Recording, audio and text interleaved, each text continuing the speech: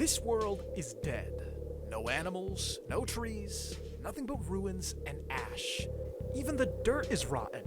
Centuries of mining and pollution have left it a barren wasteland. But in today's video, we're bringing life back.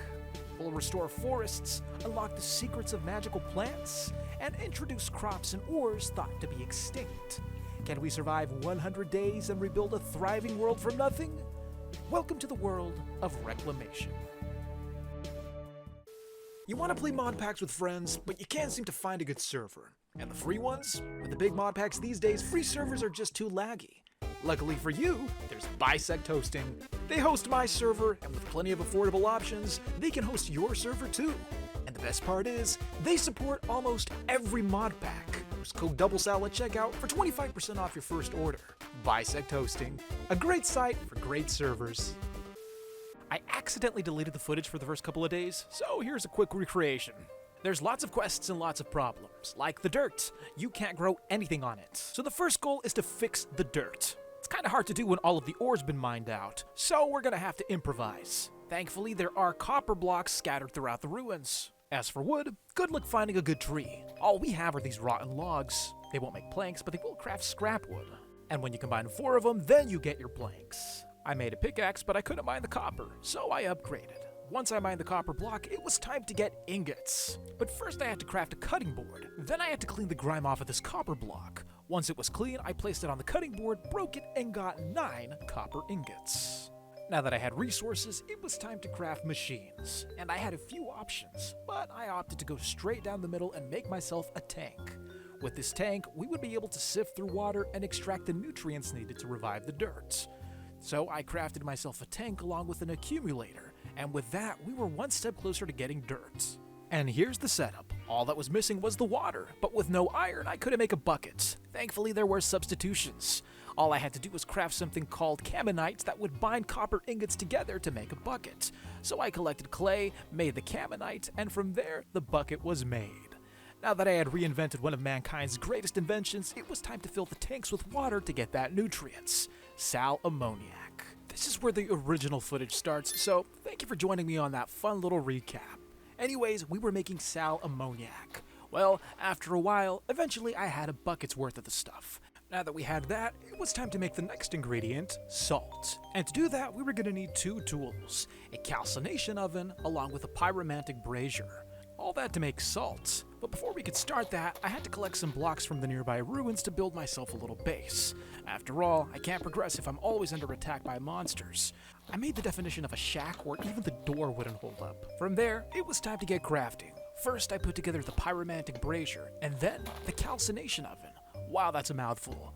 When combined, they formed one unit ready to make salt. So, all we had to do was figure out how to use it. Simple. Put the clay in, start a fire beneath, and that's about it. You get salt. I had 7 pieces, but we weren't done. I had salt, sal ammoniac, and now I needed mercury. And to do that, I was gonna have to make a distiller, a mercury distiller. If you're enjoying the video, don't forget to leave a hype. Yeah, I said hype, because I guess that's a thing now.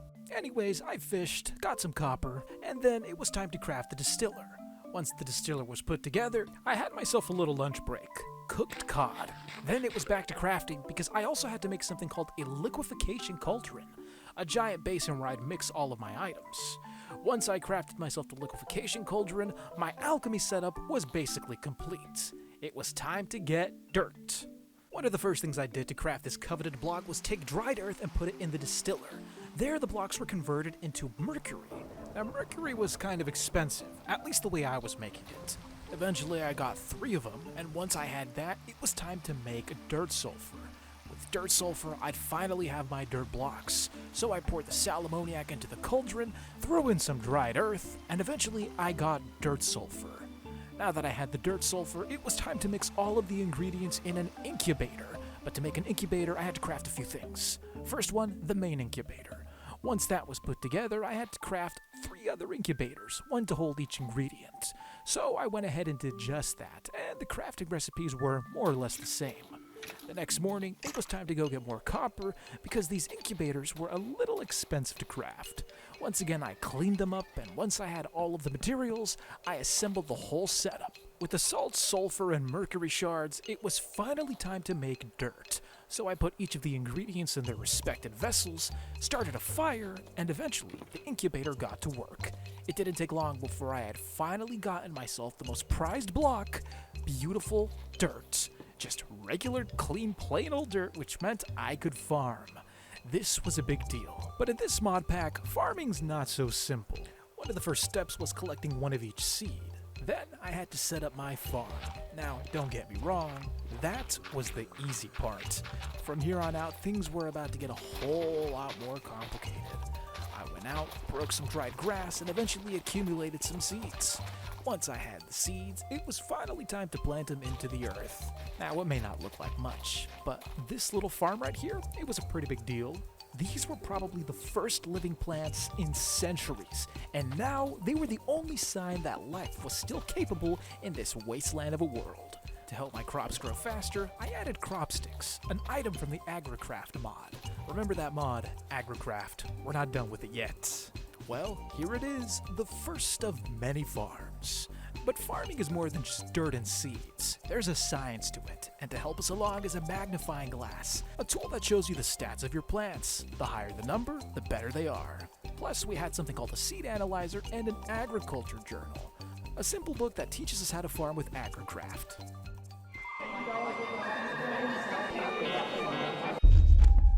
I can't do it.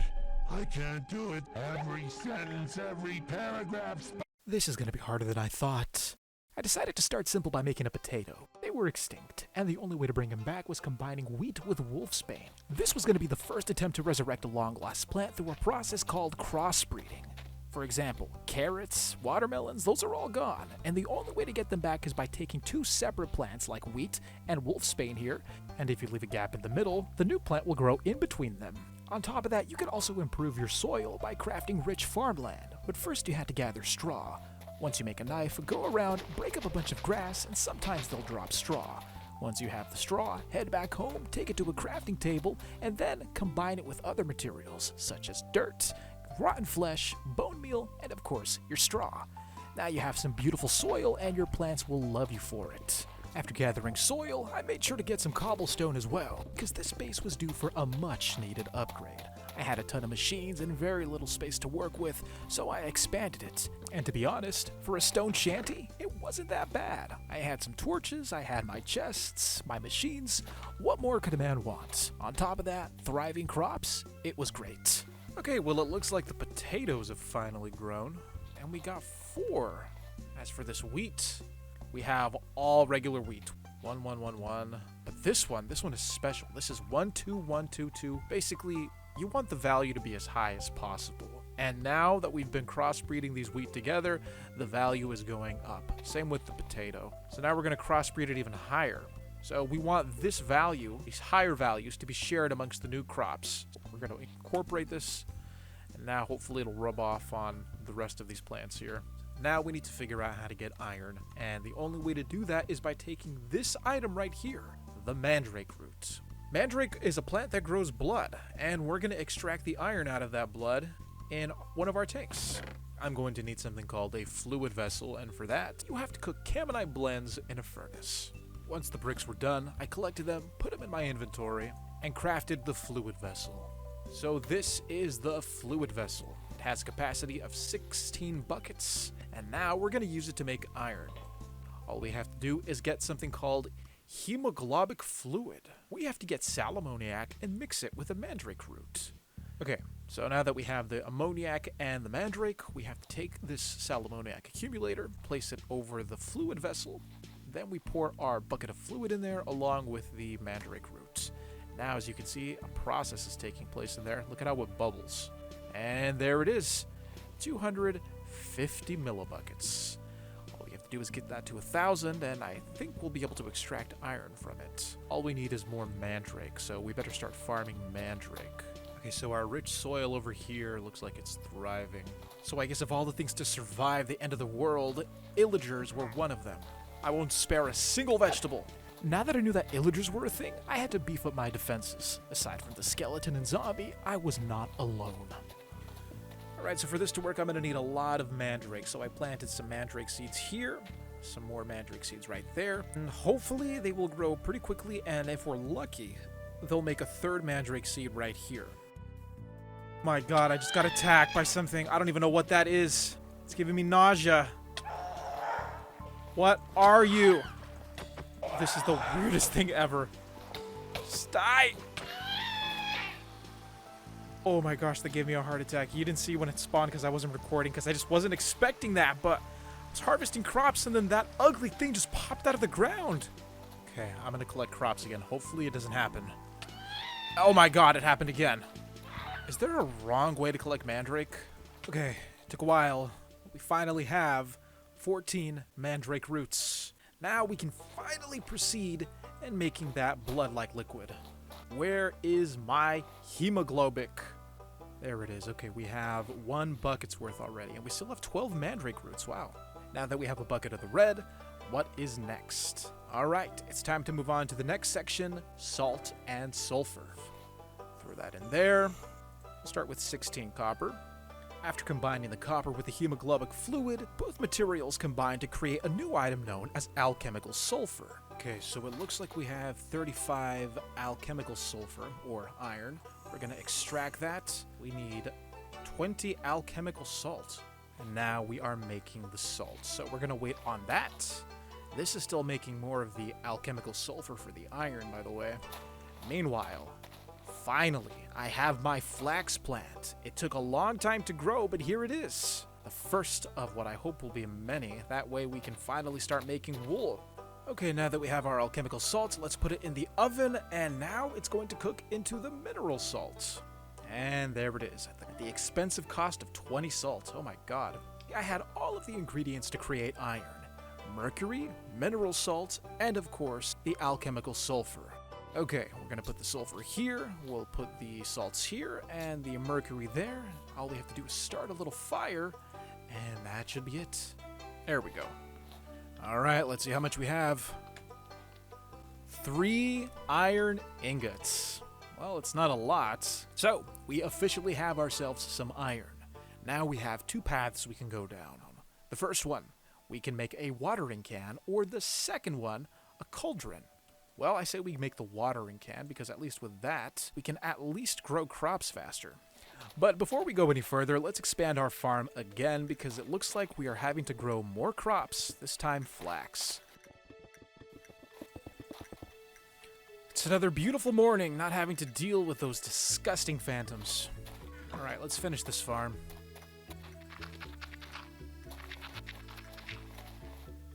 Okay, there is our humble flaxseed farm right here. As for these guys, let's harvest a little more. Oh my god! I gotta get out of here. That is horrible. After being evicted by mandrakes, I decided to go gather more materials for the iron production that I had started. Once they had cleared out, I returned back to the base with my materials, threw them in the machines, and created more iron. It wasn't much, but even a little bit would be helpful. Then I gathered some flax, which was just due because I was being attacked by phantoms. With the flax, I'd be able to make beds. But first, the iron. Alright, look at all this iron we have. 16. So I think we have enough to make both things. So first, let's make the watering can. There we go. Now we have a watering can. Let's see if we can get this to grow our flax a little faster. Oh my god. Wow.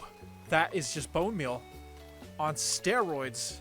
So we'll just keep on it until we have enough to get our bed. I think we have more than enough now. Okay, we have 19 string. Beautiful. Let's craft ourselves a cozy bed. Thank God. We finally have a means of sleeping. The prologue is complete. So now that we've made the watering can, the next thing we have to do is make the cauldron. But to make the cauldron, we have to craft something called anointing paste. We need mandrake, we have that. Belladonna, we have that. And water artichoke, check, check, check. Plus, an icy needle. The icy needle came from a plant called snowbells, an exotic frosty plant that was all but extinct, at least until now. Once it grew, the needle was acquired.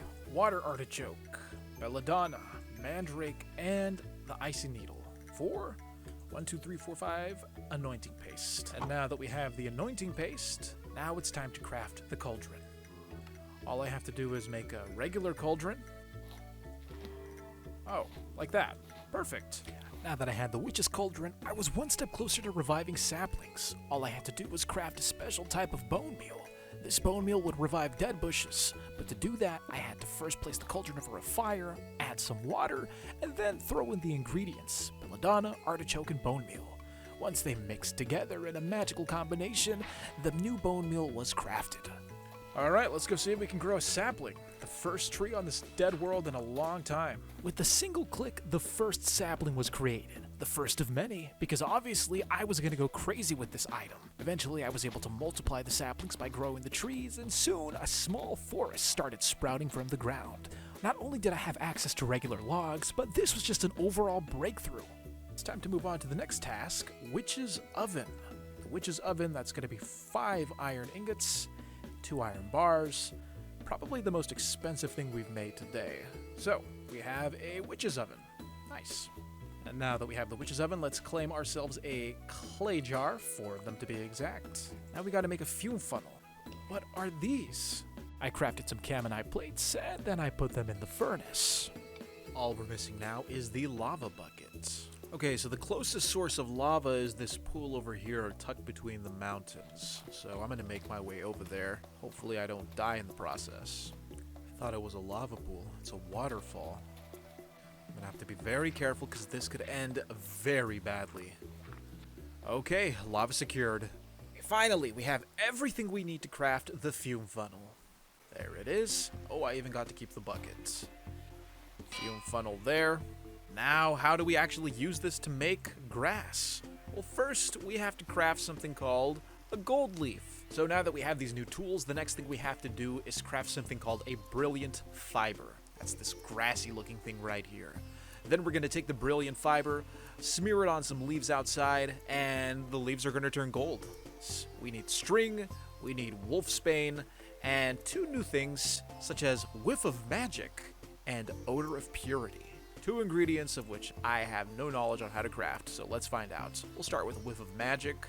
To do that, all we have to do is burn up rowan saplings. Let's grow 2 more trees. That way we won't have to worry about not having any more saplings. Become the big, beautiful tree you were always meant to be. Ooh, this guy dropped a ton of saplings. Okay, so I stick this here, put a clay jar there, put some coal in, charcoal, and now it burns, and what we'll be left with is the ash and a whiff of magic. Perfect. Don't know what we're gonna do with the wood ash, so let's just stow it away for now. Now we need odor of purity. For that, we have to have something called a hawthorn sapling. Acacia, alder, hawthorn. There we go. Oh, that is a big tree. And with that, odor of purity. 1, 2, 3, 4. Ah, yes, we get our magical particles. That means it's working. All we have to do is right-click a tree's leaves, and it should spread. Question is, which tree do we want to use?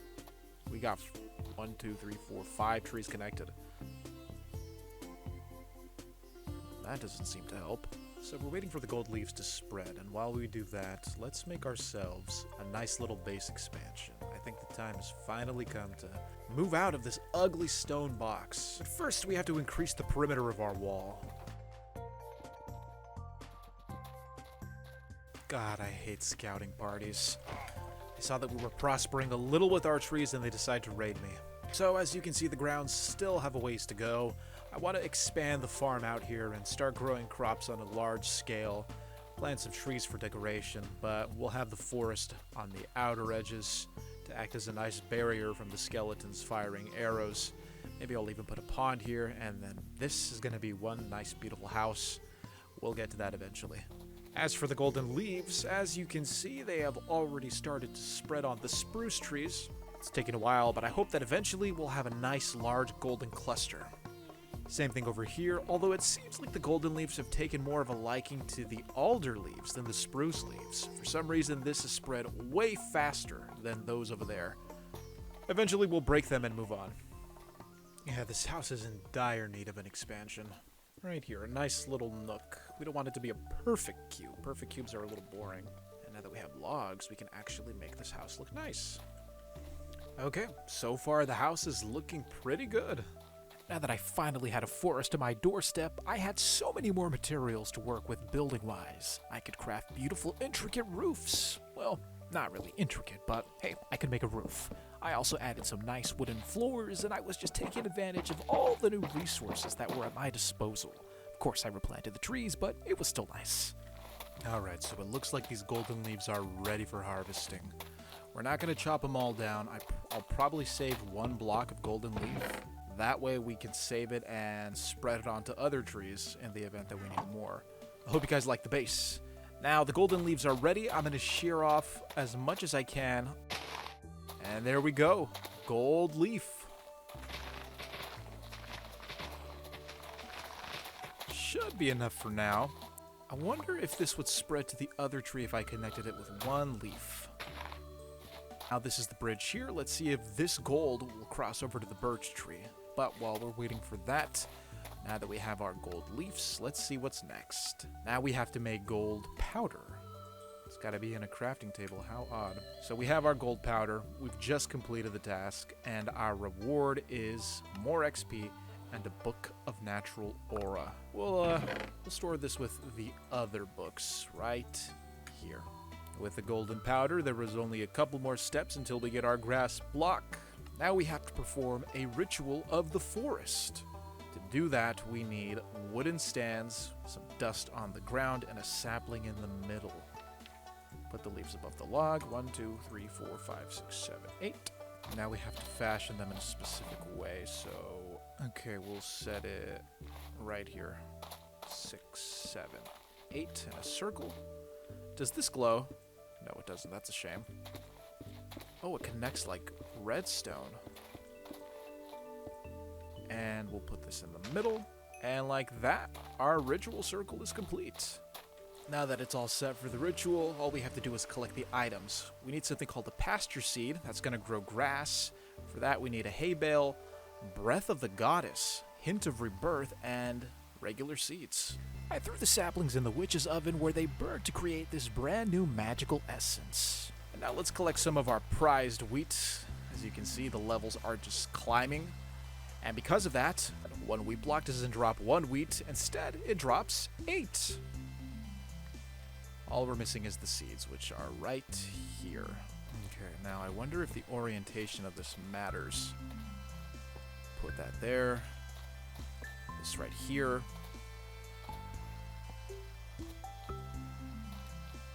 And I guess I'll click the middle and see if anything happens. Nope. So I guess we just have to wait for the sapling to grow. I was in a bit of a rush, so I made a small mistake by planting the wrong type of sapling. I even added the watering can to make the process grow faster. You could tell I had somewhere to be that day. I just realized why it's not working. It's got to be a birch sapling. Oops. I chopped down the tree, placed the right sapling, and then I realized that the watering can will disable the ritual. You gotta let the tree grow naturally. Oh, there we go. It just grew naturally. Where is my item? Where is my... Okay, the tree's gone. And now we have the pasture seeds. Perfect. Which means we now have a means of getting grass. And with that, we've basically completed the chapter. There are 3 more little things we could have done, like make a composter. Boring. We can also grow copper. It's time to move on to the next chapter. Whoa! There is a lot going on here. So we finally have a means of getting flowers now that we can bone meal grass, which means we can start a new mod, Botania. But before I could start Botania, I had to check out the grass. I placed the pasture seed, and then this red grass-like thing started spreading on the dirt. I wasn't too sure if that's what it was supposed to look like, but on the map it showed us brown. I don't know, but hey, I guess this is just the type of grass we have to deal with. Better than no grass. So to grow flowers, I'm going to need bone meal, but I don't have any bone meal. Thankfully, we can get lots of bone meal by making a composter. Put that right there. And I have a ton of potatoes. Using the potatoes I had accumulated from my upgraded potato plant, I was able to craft these blocks, which I added to the composter to get bone meal. Now, I ended up discovering later that that wasn't the most efficient way, but at least I still got bone meal. With it, I was able to grow grass, and along with grass, flowers. Flowers being one of the most important things in Botania. I had to collect as many flowers as possible. Once I had them, all I'd have to do was convert them into dye. Now, the reason I needed the dye was because when you take dye and combine it with bone meal, you get floral fertilizer. Pretty important item. We've just completed the quest Floral Fertilizer. The reward for that, more XP, the Lexica Botania, a guide to Botania, and of course, a flower pouch. We have two paths we can go down. The first one being beginning Botania, and the second one, we can delve into the Nether. I noticed a second branch that went off to the right, this one having to do with a new task, bottling sunlight. So somehow we can bottle sunlight. All we need is a bottle with a cork, so let's see how much sunlight we can scoop up here. Let's make some sand and turn it into glass. There we go, 3 pieces of glass. Let's make ourselves a bottle. Perfect. Alright, so we have our bottle and cork. All we have to do is look up at the sun, and we have sunlight. We actually bottled sunlight. So now that we have our bottled sunlight, let's see where this goes. The next thing we have to do is craft a natural altar. I guess the item sucks aura from the surrounding area and converts items. I don't know, but we'll see when we use it. Now, one thing before I get into the natural altar, I just realized that my shaders, they had a setting where I could actually disable the seasons. So now, instead of it being red, everything is nice and green. Well, close to green. At this point, I think I was a little used to seeing the red. It seemed more colorful. Leave a comment if you preferred the red or this beige color. Anyways, we were going to make a natural altar, which means I need more flowers. 1, 2. These are all dandelions. What? I just want a poppy. Why are they all dandelions? There we go. Perfect. So this goes here. Dandelion right here. We'll put the sapling here. And then the gold powder. And now we wait. Just leave it alone, seeing as how we know it takes a long time for the sapling to grow naturally. I don't have the bone meal to spare. So, while we're waiting for that to grow, we're going to begin Botania. We first have to craft a petal apothecary. And to make a petal apothecary, cobblestone, and any type of petal. I'm assuming that's where the floral fertilizer comes into play. Let's see. Would you look at that? Brand new flowers. We have mystical pink flower, mystical orange flower, mystical red flower. Nice. Now we have the petal. We'll arrange the cobblestone and put the petal on top, and it's as simple as that. Alright, we'll place this petal apothecary right here by the water. To get the white petals, we're going to have to craft something called a white shimmering mushroom. And to get the white shimmering mushroom, we combine any type of mushroom with white dye. Now the problem is that I don't know where we get mushrooms from, unless we can get the spores from farming. Well, we need our carrots and mandrake. We don't have carrots, but we do have mandrake. So let's make some carrots, that way we can get mushrooms. Getting carrots shouldn't be that difficult. Our wheat is almost a 10 out of 10 on every single variable. Fortunately, we have not been upgrading our snow bells. We'll put the snow bells right here where they are. Put the wheat right there. And hopefully, they mutate and give me a carrot. I'm not gonna lie, it took a long time, but eventually I was able to get a carrot out of the two. There we go, carrots, perfect. Alright, so I got my carrot seeds right here. Let's get them to grow. We definitely want the carrots to spread, so I surrounded it. Oh, there we go, it's already spreading. They inherited the stats of the wheat, so they're basically almost maxed out. Eventually I got the mushroom spores, but for reasons I can't remember, it wasn't gonna work out, so plan B. Okay, so I just realized that there is a white flower in Botania, so instead of trying to get mushrooms, we're just gonna see if we can get lucky and spawn the white flower. I spammed the floral fertilizer, but in the end, it didn't really help that much. Okay, so I think I've gotten as far as I could with this, and I've only collected 4 mystical flowers. So we're gonna have to grow them the old-fashioned way, and to do that, I'm going to need a mystical white seed, which can only be grown between a belladonna and an oxeye daisy. We have the belladonna seeds, we don't have oxeye daisy seeds, and to make that, I have to grow a dandelion and a blue orchid. Thankfully, the dandelion seeds are easy to come by. All I have to do is put a dandelion next to a wheat seed. But for the blue orchid, that requires a combination of dandelion and poppy. So combine the wheat seed with the poppy, gives you a poppy seed. Same thing with the dandelion. 1 dandelion seed. Perfect. Each with a seed attribute of 1 on every single thing. Side note, this is finally maxed out. 10 out of 10 out of 10 out of 10 out of 10. The perfect wheat plant. And now I have it. Let's go grow some flowers. Oh my god, the ritual happened and I wasn't there for it and my item disappeared. What a waste. Okay, let's try it again. We're gonna take matters into our own hands. There we go. Finally, the ritual's taking place and that should give us our altar. Took a couple minutes, but eventually the ritual was completed, and all that was left behind was the one object that we wanted this whole time. We have our natural altar. We're going to put that right here, next to our petal apothecary. Now, I think this requires a specific platform. Oh, it does require a specific platform. Okay, so guess we could put it here. The altar design was pretty straightforward. Planks and bricks. In fact, it was probably one of the cheapest magical altars you could build in this pack. There. Does this work? Oh, look at that! They're emitting little aura bubbles. I decided to leave the altar alone while I continued to collect aura. Hopefully by the time I came back, I'd be able to infuse items and actually get some use out of it. Anyways, we were growing flowers. Let's get back to that. Well, I guess this is a fitting place as any to grow flowers. In all my years playing Minecraft, I never thought I'd go out of my way to farm flowers, but here we are. Crop sticks here, one in the middle, bam, bam, and now we water. Okay, so I think I learned the trick and it's going to require a lot more work than I anticipated. So, as you can see, the stats for the plants are all at 1. Its strength is at 1, but if its strength is higher, like let's say 10, the max level, then it can grow on any type of soil.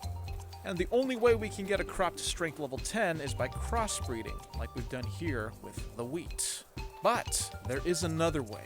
We can get a level 10 dandelion seed so long as we crossbreed level 10 plants. For example, I got a level 10 carrot pretty quickly because I used level 10 wheat seeds to make the carrots. In this example, we already have level 10 wheat seeds. All we need are pumpkin seeds, and that should give us a level 10 dandelion. So where do we get pumpkins from? From carrots and potatoes. Okay, let's go ahead and borrow that. Place the seed there. 2 sticks here. Water it up. Give me a pumpkin seed. No, that is a carrot seed. There we go. That's a pumpkin seed. What are the stats for that? 10, 10, strength 9. Ooh, that is ideal. We're going to crossbreed the pumpkin with the wheat. There we go. And what are the stats on this? Strength 10? Oh, it's 10 out of 10. This one is going to grow. See, there you go. So as long as they have a high strength, it doesn't matter what soil they grow on. Perfect. And they give us dye. Look at that. Okay, so now... Geez, that's a lot of pumpkins. Now we want to multiply this to get more seeds. So I'm going to place more of these crop sticks here, and this should spread onto the other ones now. And as you can see, we have ourselves a lovely flower bed. Perfect. And they're all 10 out of 10s. Let's make a second flower bed over here. The next thing we need is a level 10 red poppy seed. We need watermelon and sugarcane, 2 plants of which we have neither of. So let's start with the sugarcane and see what we need for that. Water artichoke and the snowbell seeds. Okay, well we have both of those, but they're not maxed out, so that may prove to be problematic. As for the melon seeds, there may be a little hope yet. So we have to start with the sugarcane first. Okay, let's do that then. Jeez, we're gonna have to get these started from the ground up because they are all level 1. This took so long to do. I'm not exaggerating. If you don't have patience for the grind, AgriCraft is not the mod for you. Okay, it took like 4 Minecraft days, but I'm finally there. I think we are set with the water artichokes. I've produced a 10 out of 10 out of 10 out of 10 out of 10 seed and maxed all of them out except this one right here. This one is gone. Toss it over there. Look at all the seeds I've been tossing. Varying in different attributes. Yeah, those are the garbage seeds. So now that we have our 10 out of 10 water artichokes, it's time to go work on those. It's time to work on the snowbell. Look at that. 1 out of 1 out of 1 out of 1 out of 1. Yeah, if you don't have any patience, then, like I said before, this is not the mod for you. This takes so long to do, and you just have to be determined until you max them out. Some plants take longer than others. I don't know if that's the design or if it's just luck-based. Oh my god, this is taking so long. 10 out of 10, finally! This is the maxed out snowbell seed. Okay, now that we've maxed them out, let's make some sugarcane. Ah, sugarcane, there we go. Now how's this gonna work? Alright, we got our sugarcane. Now let's plant it in the dirt there. And maybe, just maybe, it'll grow. Wow, you get a lot of sugarcane by just farming it like this, though, than having it grow from the stalk like usual. Sugarcane only goes up to, what, 3 blocks? Getting 6, sometimes 7 pieces from one. Let's see how strong this is. It's a 10 out of 10 sugarcane, too. So we'll just take that. There we go. You can see the stalks are coming out of the ground now. Perfect. Okay, let's make watermelon. Oh, there they are. There are our beautiful melons. Oh, they're so cute. Look at them. And it's a 10 out of 10 melon, too. Perfect. As you can see, we now have watermelon seeds. Let's break up the sugarcane, break up the carrots. Perfect. That gave us 16. Not bad. Jeez, this stacks quickly. Okay, well, now that we have the melons, we can make the next set of flowers. It's finally time to get some serious progress done. I've been stuck on this step forever just to get a white flower. We'll collect our perfect, almost perfect 10 out of 10 watermelon. Place it here. Our perfect 10 out of 10 sugarcane right there. And now, there we go. 10 out of 10s. Beautiful. There they are, our lovely poppies. Okay, soil's tilled. Let's water this whole thing until we get a whole collection of poppies. All right, we have a beautiful little garden going on here. We have dandelions on the left, poppies on the right, sugarcane, melons. Now that we have the yellow and the red, we can combine them to make blue. When I picked this mod pack, I did not think I would spend so much time making floral arrangements. Despite the grindy nature of agricraft, I was eventually starting to warm up to it, and I found myself enjoying crossbreeding all of these different types of plants. I don't know, there was just something really satisfying about this process. You only get it if you play. I don't even know what this is. Barley? We just accidentally made a different type of plant. How did we get barley, wheat, and sugarcane? The sugarcane side from the poppy and the wheat side from the dandelion made barley. Oh my god. This is getting tedious. Finally! Oh my god, finally we got the blue. Thank you. These are 10 out of 10s. Nice. There we go. Now we have a lovely bed of blue orchids. Okay, now that we have the blue orchids, we're going to combine it with the dandelions to make oxeye daisy. Please, please, please cooperate with me. Oh! I got it. I got it. Accidentally, I broke it. Oops. These are tulips. Somehow we got tulips. That's a surprise, but I'll keep them. We have everything we need now to make the white flower. Took a while, but now we have the oxeye daisy, which we're going to combine with the belladonna to make our mystical white flower. Ooh, I think this is going to be rare. Never mind. What is this, a 10 out of 10? It is a 10 out of 10. And now that we have the seed for the white flower, all we have to do is pray that it spreads quickly, and I think we'll be ready to move on to the next step finally. Look at it in full bloom. It's beautiful, folks. And it just gave us 7 white petals. Look at that. 54 mystical white petals from only 6 plants. Incredible. Now that we have the white petals, we can finally move to the next step of this mod, the pure daisy. I think we only needed 4. Okay, so for this to work, we need to put a bucket of water. Ooh, that water looks a little murky. 1, 2, 3, 4. And now all we need are the seeds. Ho ho ho! We have ourselves a pure daisy. So the pure daisy purifies logs and converts them into living materials. I guess we just have to surround it with logs. I wonder if it matters which type of logs we use. Guess not. Something is happening here. So we'll leave that alone for now. As for the stone... And now we wait for them to convert, I guess. Oh, wait. Oh, here we go. Look at that. Living wood. Fantastic. We have living wood logs now. I wonder what we can do with these. And with that, we have living rock. Oh my goodness, this is fun. Alright, so we have living rock.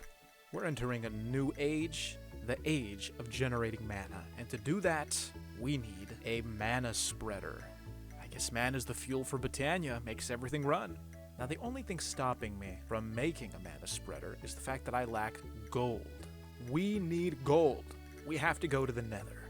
Lava is in somewhat short supply. Thankfully, we have a means of getting obsidian without it. We're going back to the natural altar. As far as I'm aware, we can convert deep slate into obsidian.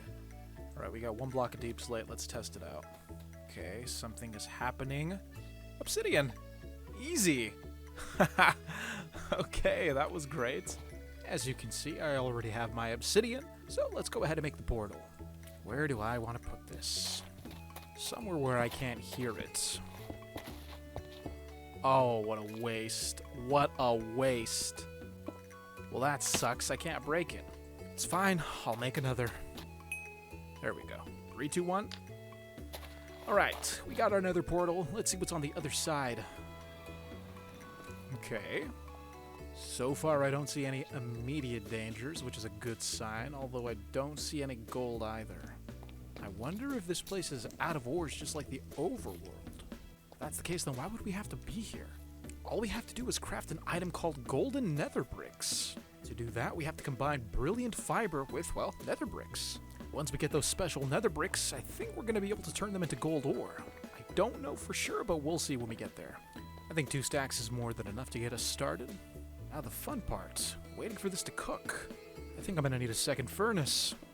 We have our nether bricks. All we have to do is combine them with the brilliant fiber. And with that, we have golden nether bricks. Although they don't look very golden. I guess the daisy is supposed to turn them into gold. We're about to find out. I see a conversion. Nether gold ore. Beautiful. Honestly, it's not that much. Okay, so far I've managed to collect a stack. That's from 2 of those over there. Let's convert these into ingots. And like that, we have 12 gold ingots. So now that we have our gold, we can move on and make the mana spreader. Now what is mana? It's the fuel for Britannia. To get it, we have to generate it using this, the mana spreader. Now, as you can tell by the recipe, it requires quite a few logs. So let's go ahead and convert these into living logs. And once the conversion's complete, we'll go ahead and craft them. While we're waiting for the logs to be made, we have to make something called a mana pool. That's where our mana is going to be stored. And with that, we use the living rock that we converted from regular stone. And it's a simple looking thing. Nice little mana pool. And it looks like our logs are ready. One of my friends is a real Britannia bro. It'd be nice to have him in this mod pack right now. So, living logs, gold ingots, and I'd say we'll start with 5. That may have been overkill. You know what, we'll do with 3 for now. Now that we have our mana spreaders, how do we link them to the mana pool? Plus, when do they start generating mana? Well, for them to generate mana, you need a flower. Not just any flower, an endo flame. This is going to power the mana spreaders, and with that, we'll be able to collect mana.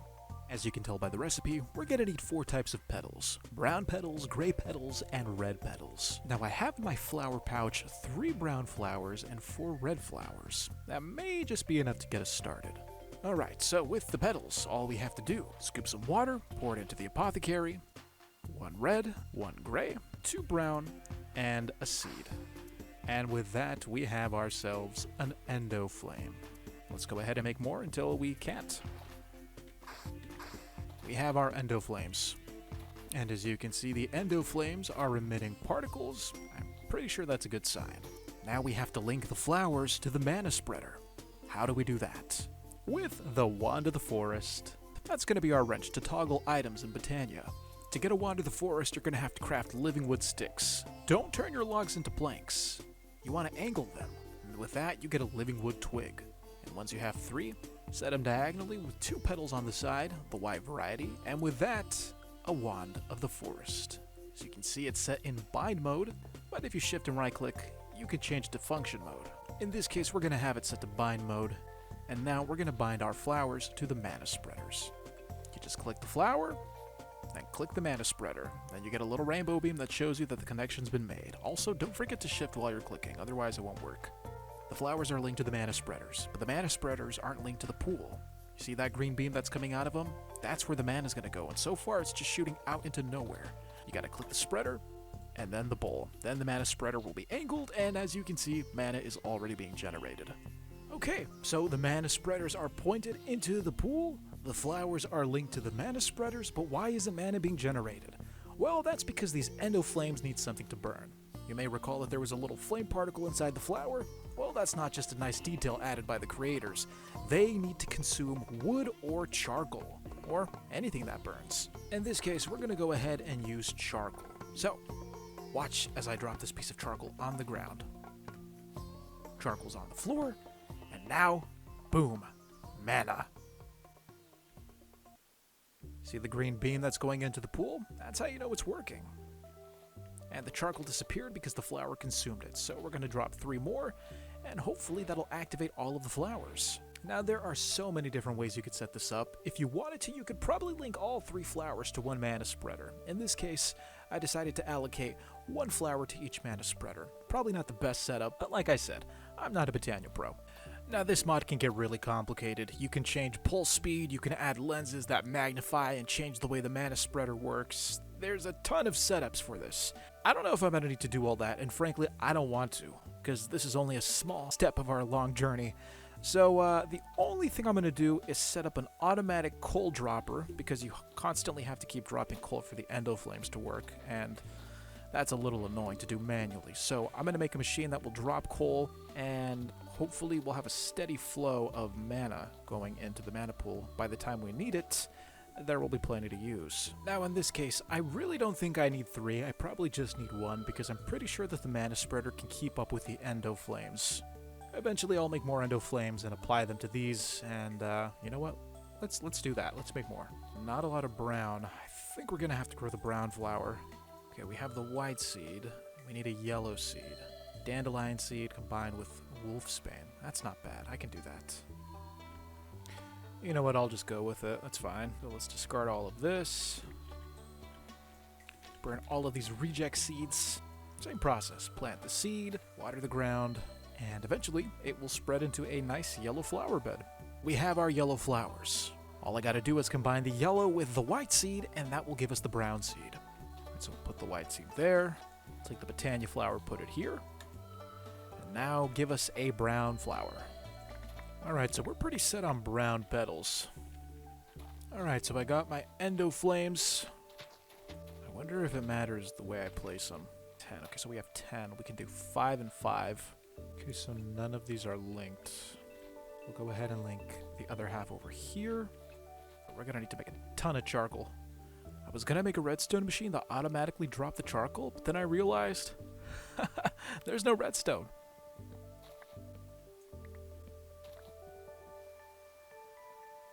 As you can see, we've generated some mana. About 25% of this tank is full. I wouldn't call it a considerable amount, but it's noticeable. So now that we've generated mana, naturally the next step would be to make the altar.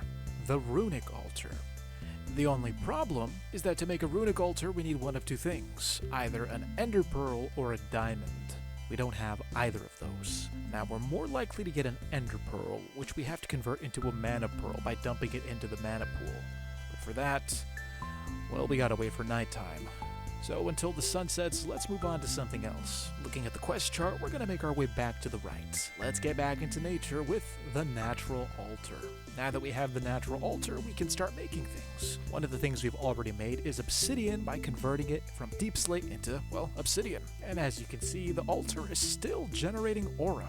So why not take advantage of that aura? Let's make a new material. This one is called infused iron. So I just place the ingot on top and that's about it. I have no idea what we do with this, but I'm sure it's going to be useful. So now that we have the ingots, we can finally accomplish something I've been looking forward to. Upgrading the watering can. That's right, we can fortify the can with prosperity shards, an item from the mystical agriculture mod. Getting prosperity shards is pretty easy. All we have to do is take some copper nuggets, place them out in cutting board, and break them. And eventually, you will get a prosperity shard. I think the chances are pretty low, So luckily I already have 16 stored from earlier when I was experimenting with the mechanic. So let's take this infused iron and upgrade it into a prosperity ingot. There we go. So I have 4 prosperity ingots, and now we can upgrade them to inferium. Let's just go ahead and make one. I would make the rest, but I don't want to run out because we have to make inferium seeds. Which, guess what? We can level up. Don't think we need these water artichokes for a while. But inferium, that's a big deal. You gotta craft some farmland, then you combine it with the inferium to make inferium farmland. Place your crop sticks, and of course we're gonna water it, that way we get the instant product. Now I'm hoping that it's gonna spread to the other pieces of dirt, although I'm a little concerned that it won't. So I just looked it up. I don't think we're able to crossbreed these plants, which is a shame, but you know what? That kind of makes sense, because if we were able to do that, then this would be broken. I stand corrected. You can crossbreed. Oh my god. This is a big deal. The sky's the limit. Okay, so I was going to keep crossbreeding these, but we have other things to do, so I'll just leave them there for now. Let's go make our watering can. As I was passively crossbreeding the plants, I also made sure to collect the inferium essence. We're also going to need something called mystical fertilizer.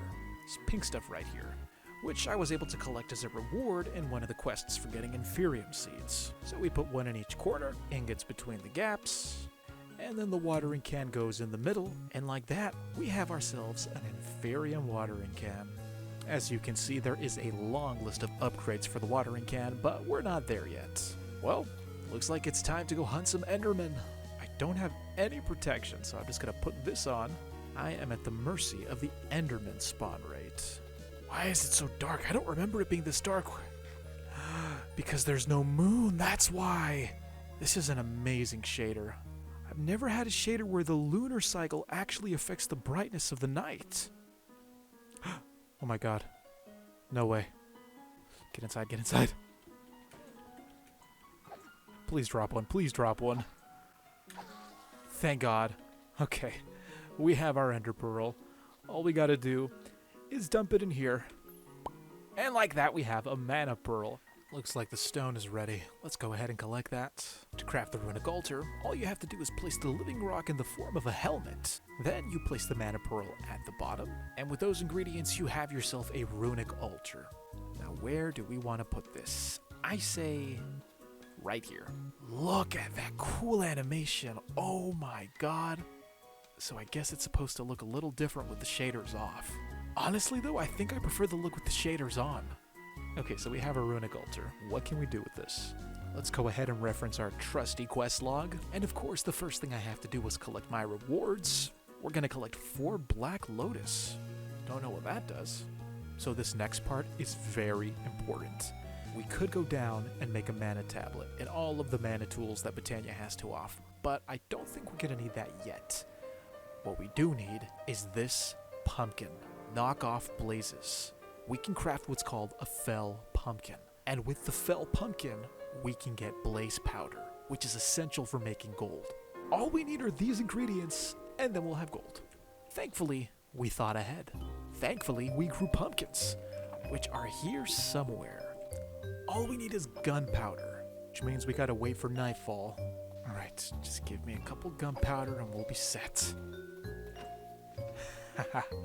Alright, perfect. Let's go find more. Alright, so we have our gunpowder. With all of the ingredients now in place, it's time to make the fell pumpkin.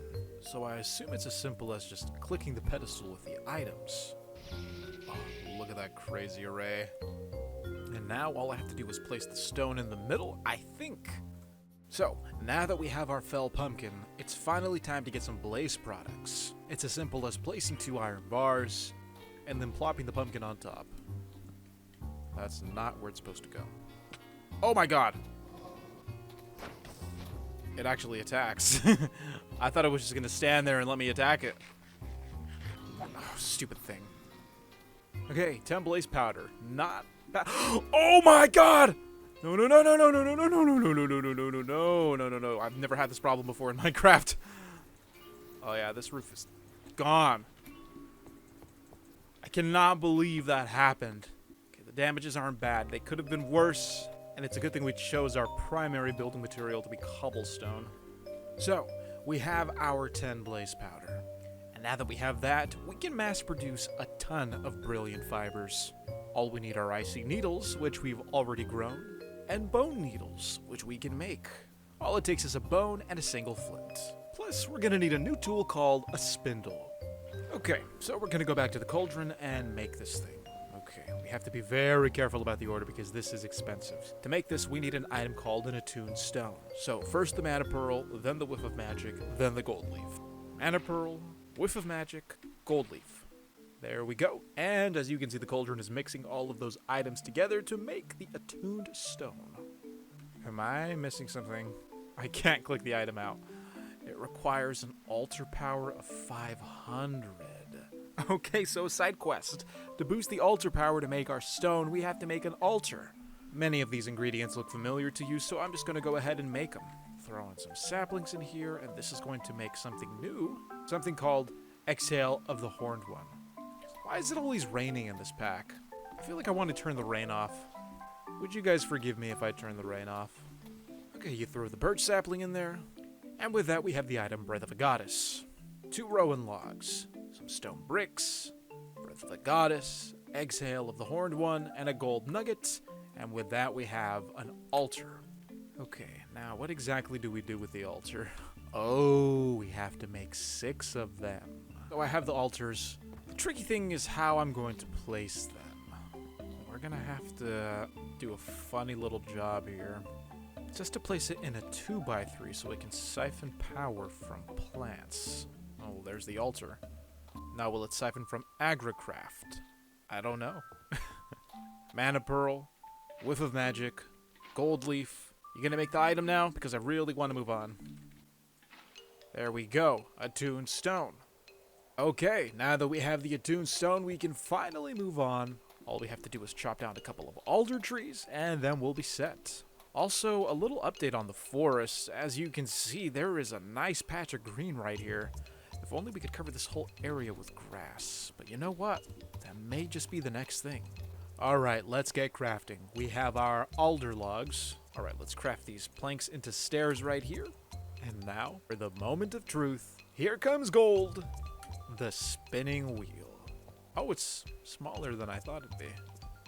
And I think tonight we're going to go hunting for skeletons because we are going to need a lot of bones. What are the odds I get a piece of flint from these 3? Oh, pretty good actually. Look at that. Okay, never mind. You take a bone, you combine it with flint, and that gives you a bone needle. So to make the brilliant fiber, I think it's as simple as placing the blaze powder on top, the bone needle on the left, and the icy needle on the right.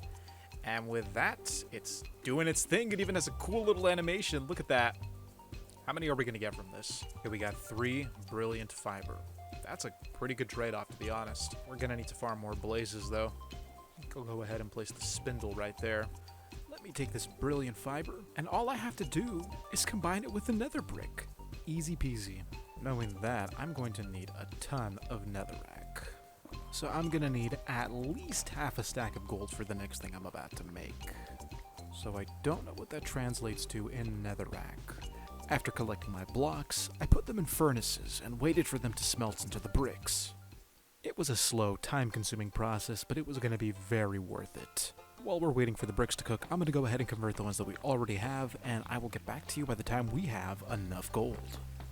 So I gave it some time, mined the gold, and with the nuggets I crafted some more ingots. Okay everyone, this is it. It's finally time to make something that will allow me to speedrun through this entire farming process, this dreaded farming process. This is an infusion altar. When combined with 8 of these infusion pedestals, the sky's the limit. Now that we have these 2 tools, we are going to be able to generate any single resource we want. Alright, let me just set this up here. 1, 2, 3, 4, 5, 6, 7, 8. Perfect. We're going to be able to make so many different types of seeds. Seeds that grow diamond, iron, emerald, anything we want, we can make with this. The time has come to make precious resources. And this right here, this is the grand roadmap to do all that. As you can see from the top, we have prosperity shards, we've started the watering can, and now we've completed the infusion altar. The time has come to move on to the next step, making elemental seeds. We'll be able to generate world-changing seeds that will restore life back to this wasteland. Like dirt. How I long to grow dirt.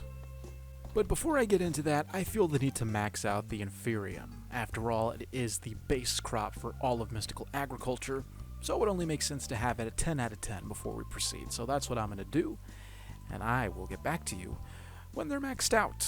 Wish me luck. It only took half an hour, but we finally have a 10 out of 10 Inferium seed. Finally! Look at the evidence of my labor here. So many wasted seeds. Okay, so it took quite some time, but I finally have two 10 out of 10s. Now all I have to do is multiply them. And honestly, it takes a very long time for these things to grow on their own. But when you have two of them, well, the process goes a little quicker. And then once this is complete, I think we're going to have one entire farm just dedicated to Inferium essence. Okay, we have the essence, and now we're going to move it over here. That way we can start growing the elemental seeds. Let me go ahead and convert this to Inferium farmland. And you don't have to do this step, but I think it helps them grow a little faster. At least that's how it works in the original Mystical Agriculture mod. There are different tiers of farmland, and this is the lowest one. Well, second lowest one, above dirt at least. Like I said before, there are 4 elemental seeds, and the first one we'll start with are the fire seeds. Making fire seeds are pretty simple, at least on paper, but first you have to make the fire agglomeration.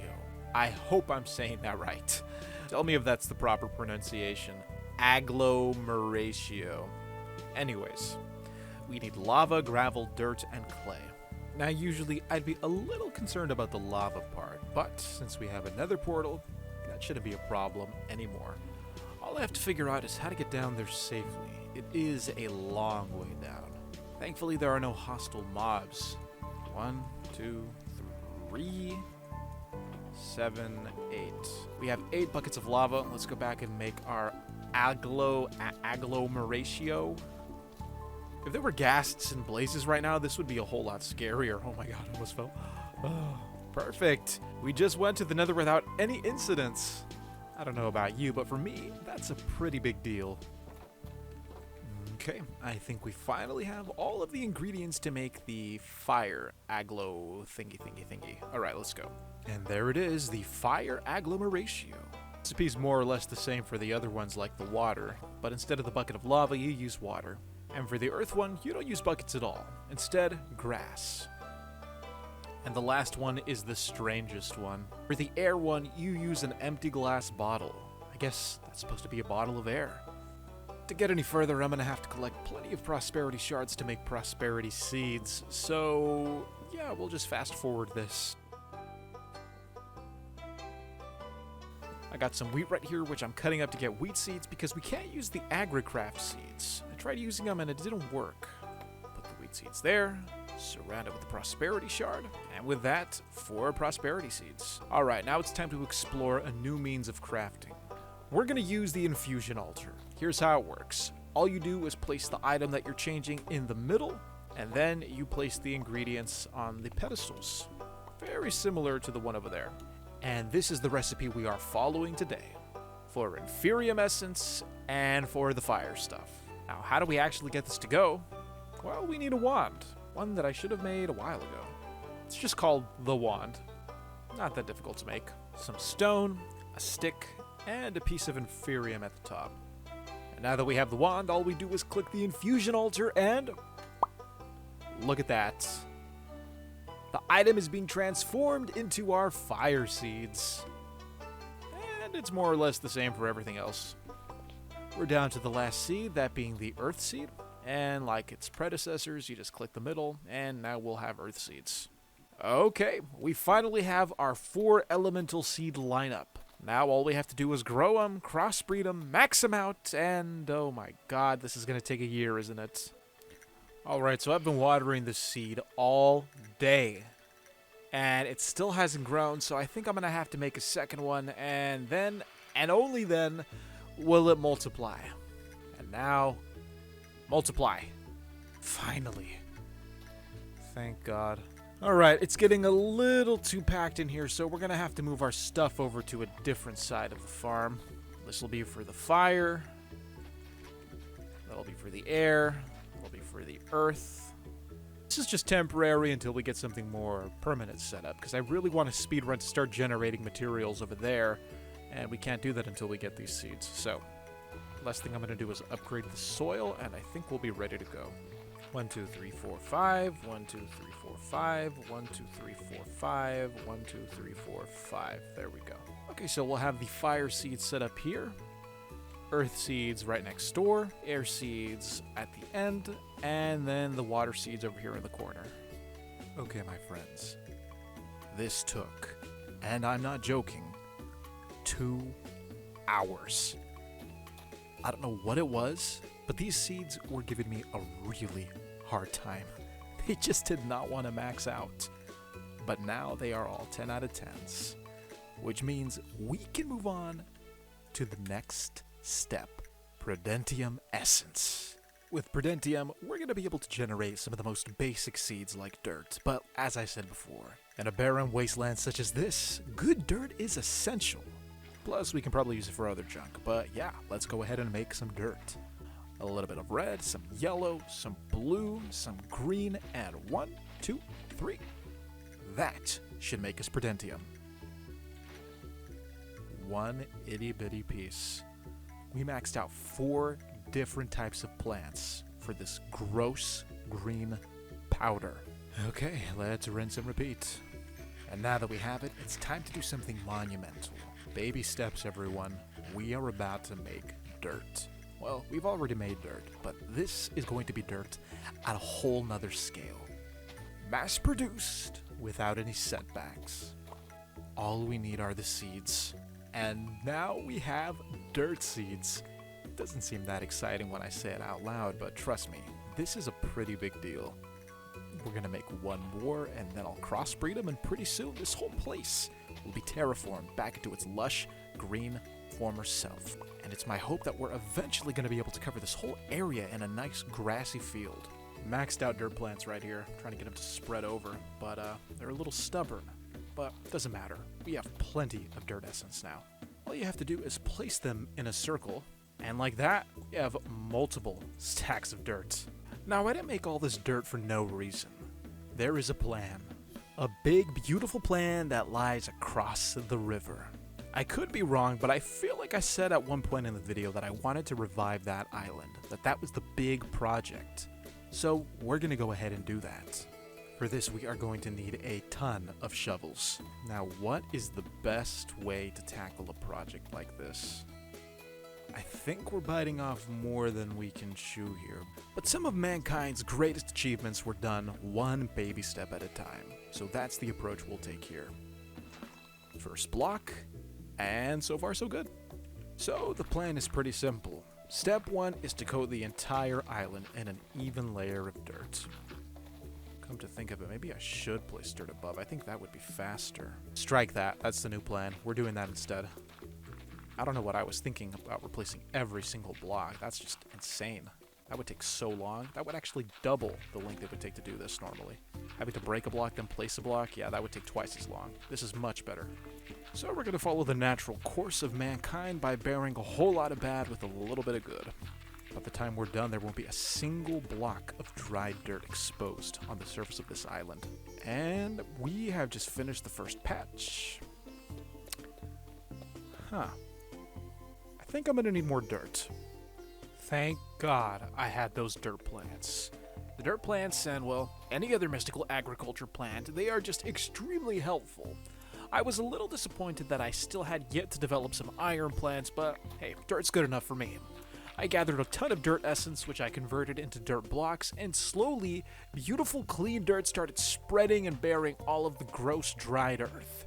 Soon this island was going to be a lush paradise, one that would act as an example, an ideal model of how the rest of this world should be. Done. This took forever, but as you can see, the entire island is covered in dirt. Good, beautiful soil that is ready for planting. I think the next step we're going to do is plant some grass, but before we do that, we should probably go to bed because I don't want any creepers blowing up any holes in this new topsoil. The way to grow grass is by placing an item called a pasture seed on a dirt block. Now, in the past, we'd have to do this complicated ritual of all of these different items. But now that we have mana, it's as simple as dropping some grass in the mana pool and getting the pasture seed, an item of which we will need plenty of, given how much surface area the grass is going to have to cover. All I have to do is collect some grass. The more grass I collect, the more pasture seeds we can make. Alright, we have 27 pieces, that should be enough. And then it's as simple as just dropping it into the mana pool. Okay, 27 pasture seeds, not bad. We're going to go ahead and plant these on the island. It's only natural that some rain should be falling, that way it can hydrate our new grass patch. And I guess we'll start here. Alright, and as you can see, the grass is spreading and life is returning to this world. Okay, I think that's enough here. It'll spread and cover this whole area. Now let's do the terrace down here. How does this look on our map? It's kind of ugly and dull. It's okay. We'll do one right here. And essentially that's about it. Just plant the little seeds of grass everywhere and wait for them to spread all over.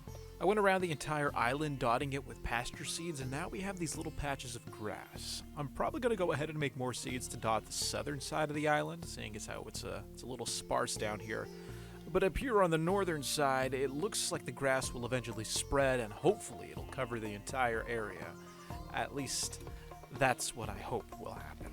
It's going to take a while, but we're going to work on some other things while we wait for this to spread around. But it's already looking much better. I got to say that the dirt, for some reason, I prefer the dirt over the dried earth look. Maybe it's just because I'm more nostalgic for the dirt texture. I don't know. Sounds like a weird thing to say, but it's true. I mean, just look at the two. Aside from its dull color, this one does seem much more vibrant than the dry, cracked texture of the dried earth, and I think that was the idea. But yeah, let's go ahead and work on something else while this island slowly starts to come back to life.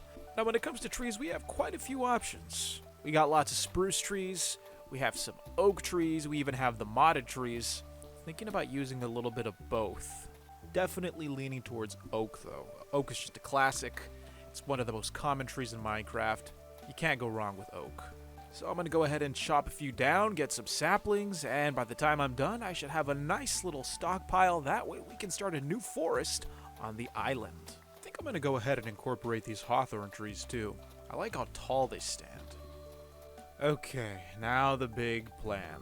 Where exactly am I going to plant these trees to make them look good? Because I do want to add some small little details onto this island. Maybe a fountain, you know, make a park. Something green and in tune with nature. Well, guess we'll start here. We'll have the hawthorn trees on top since they are the tallest.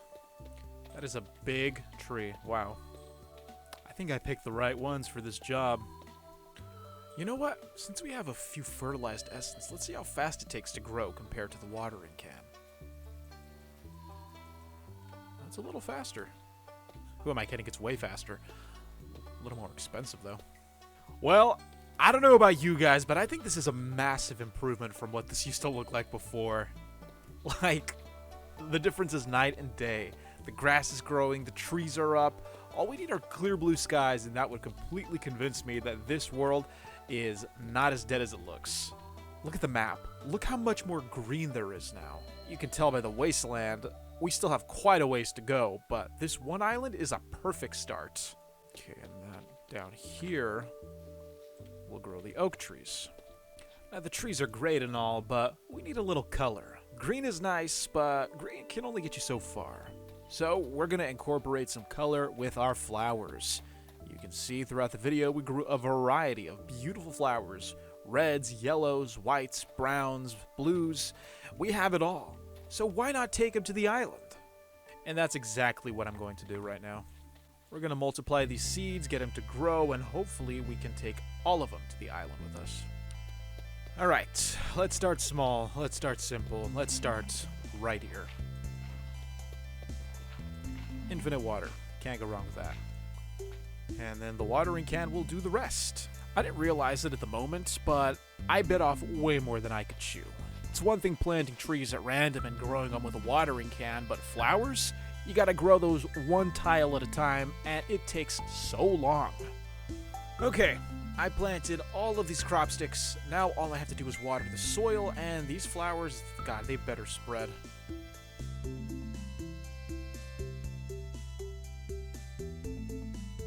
Okay, so the first flower patch came together, although I'm not sure how I feel about all of the crop sticks, because they kinda interfere with the blooming of the flowers.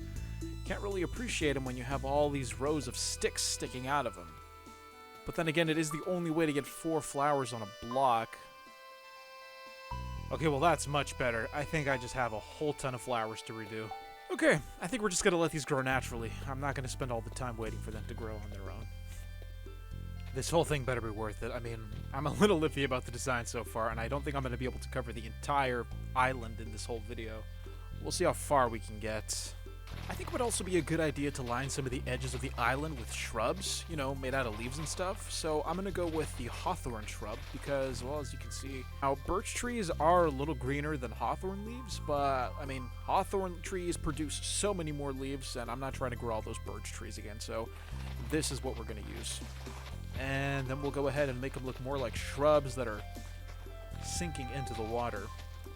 So something like this. This is what I'm going for. Imagine something like this going around the entire island. Well, at least on the visible side. It's going to be a lot of leaves.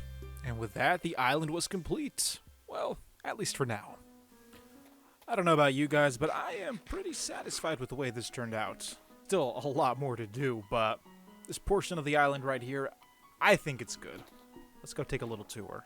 Okay, so I guess we'll start here.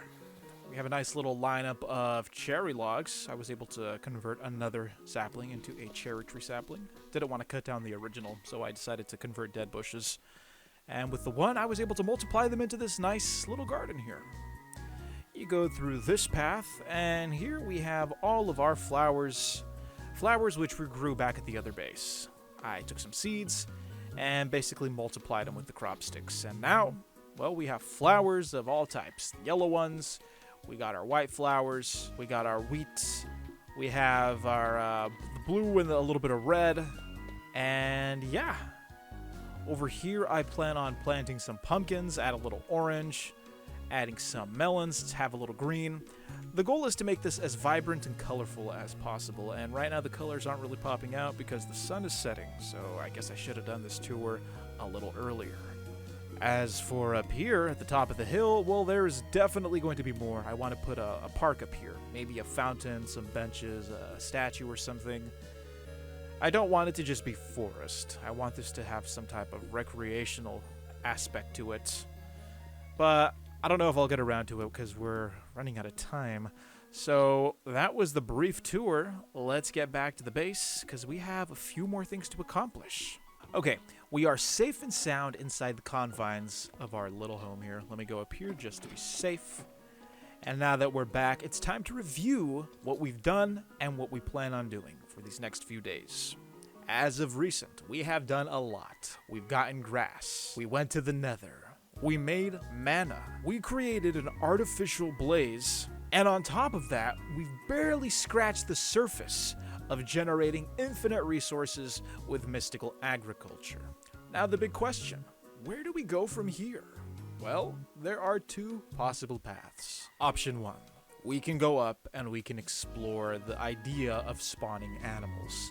There is a quest known as sentient life that ends up allowing us to make essentially spawn eggs. Or we can veer to the right and enter the world of the Create mod. The Create mod allows you to automate lots of resources at the high cost of a few resources to make the machines themselves. Resources that we don't have, although it looks like it all starts with one simple chapter: raw lead. Seeing as how we've spent a lot of time focusing on the nature aspect of this mod, I think it's finally time for humanity to industrialize somewhat. After all, we've dedicated plenty of time growing the trees. Now it's time to actually apply them to something a little more mechanical. I do love flowers, but a machine will never beat out a flower. But then again, that's probably the thinking that got this entire world in its current state to begin with, so we'll be a little mindful. Ladies and gentlemen, let's make lead. The process of making lead is very simple. We have to do a ritual of the forest. You know, the process where we place items on these pedestals and then grow a sapling in the middle to make a new item. That ritual. To make lead, we're going to need 2 infused ingots along with 2 nether bricks, and that will yield 2 lead ore. And then once we have the lead ore, we'll be able to generate andesite alloy, the foundation for much of the Create Mods machinery. Seriously, you can't make any of the stuff without it. Now, it's no surprise that for this we're going to need a lot of iron. Thankfully, we have a means of getting iron much more quickly. See, one of the drawbacks of making iron was having to go out and collect clay. But we don't have to do that anymore because now we have dirt essence and water essence. And when you combine the two... That's a little embarrassing. I don't get it. The crafting recipe's right here. Oh, it has to be like that. Kinda dumb. Anyways, you get clay. Lots and lots of clay. So now that I have this clay, I'm going to go ahead and make some iron ingots, and I will see you when I have them. A process like this is exactly why I wanted to automate every single resource with mystical agriculture. To make simple iron, I had to gather all of these materials. Not to mention how time-consuming this whole thing was. But this is what I had to put up with. And eventually, it would all be worth it. Alright, so I got my iron right here while more is being made. I'm just going to go ahead and convert this into infused iron. We're going to need a few. Well, more than a few, actually. We're going to need at least 20 if we want to make almost a stack of lead. And, this is going to be a while. I did read somewhere that aura was limited in certain areas, and eventually the altar will siphon all of it. Thankfully, there is a way to supplement that, but we'll get there when we get there. Let's just infuse this iron. Now that we have our ingredients, it's pretty simple. 2 ingots up here, nether bricks on the left and the right. Lastly, a spruce sapling in the middle, which I'm going to grow with this fertilized essence. And with that... nothing happened. Why does this always happen to me? Are they actually going to force me to use bone meal? It's ridiculous. I don't know why the essence doesn't work. It should work. I'm going to go ahead and collect some bone meal. That way we can actually grow the tree, because for some reason, any means of growing a tree aside from bone meal and time doesn't work. The watering can doesn't work. The pink stuff doesn't work. It's got to be pure bone meal, or you just got to run the clock and wait for the tree to grow on its own. We have pure bone meal. We have our spruce sapling, and the ritual did not commence. What is going on? Am I doing it wrong? I am such a fool. I forgot that there has to be golden powder on the ground. Oops. On the bright side, that means that the fertilized essence may still work. There is still hope. Alright. Pretty simple pattern on the ground. There we go. Finally, on this rainy day, we are going to get lead. And with that, the first 2 pieces of lead that this world has seen in probably hundreds of years. We now have raw lead. I'm going to go ahead and make some more because Lord knows we're going to need a lot of this stuff. Okay, so I have about 8 pieces of lead. Not a lot, but just enough to get us started. Now that we have lead, the next step is to craft something called andesite alloy. For all of you Create Mod fans, you know how important this material is. In this iteration, to make an andesite alloy, we have to combine 2 lead nuggets with 2 andesite blocks. Now, fingers crossed, there is andesite in this world, as I'm operating under the assumption that it generates naturally. Okay, well, there's diorite, that's a good sign, so that means andesite must generate. All we have to do is find it. I'll go ahead and borrow a torch, and now it's time to venture off into the depths with the hopes of finding that material. And look at that, we didn't even have to travel that far. Thank goodness. Alright, let's collect as much as we can. That way we can get to making our machines. A stack should do just for now, just to get us started. Anyways, we have our lead. Let's convert them into nuggets. And now, to make the pristine andesite alloy, of which we have 9, with more on the way. Okay, half a stack of andesite alloys. And now that we have them, it's time to move on. There was a lot of ground to cover here.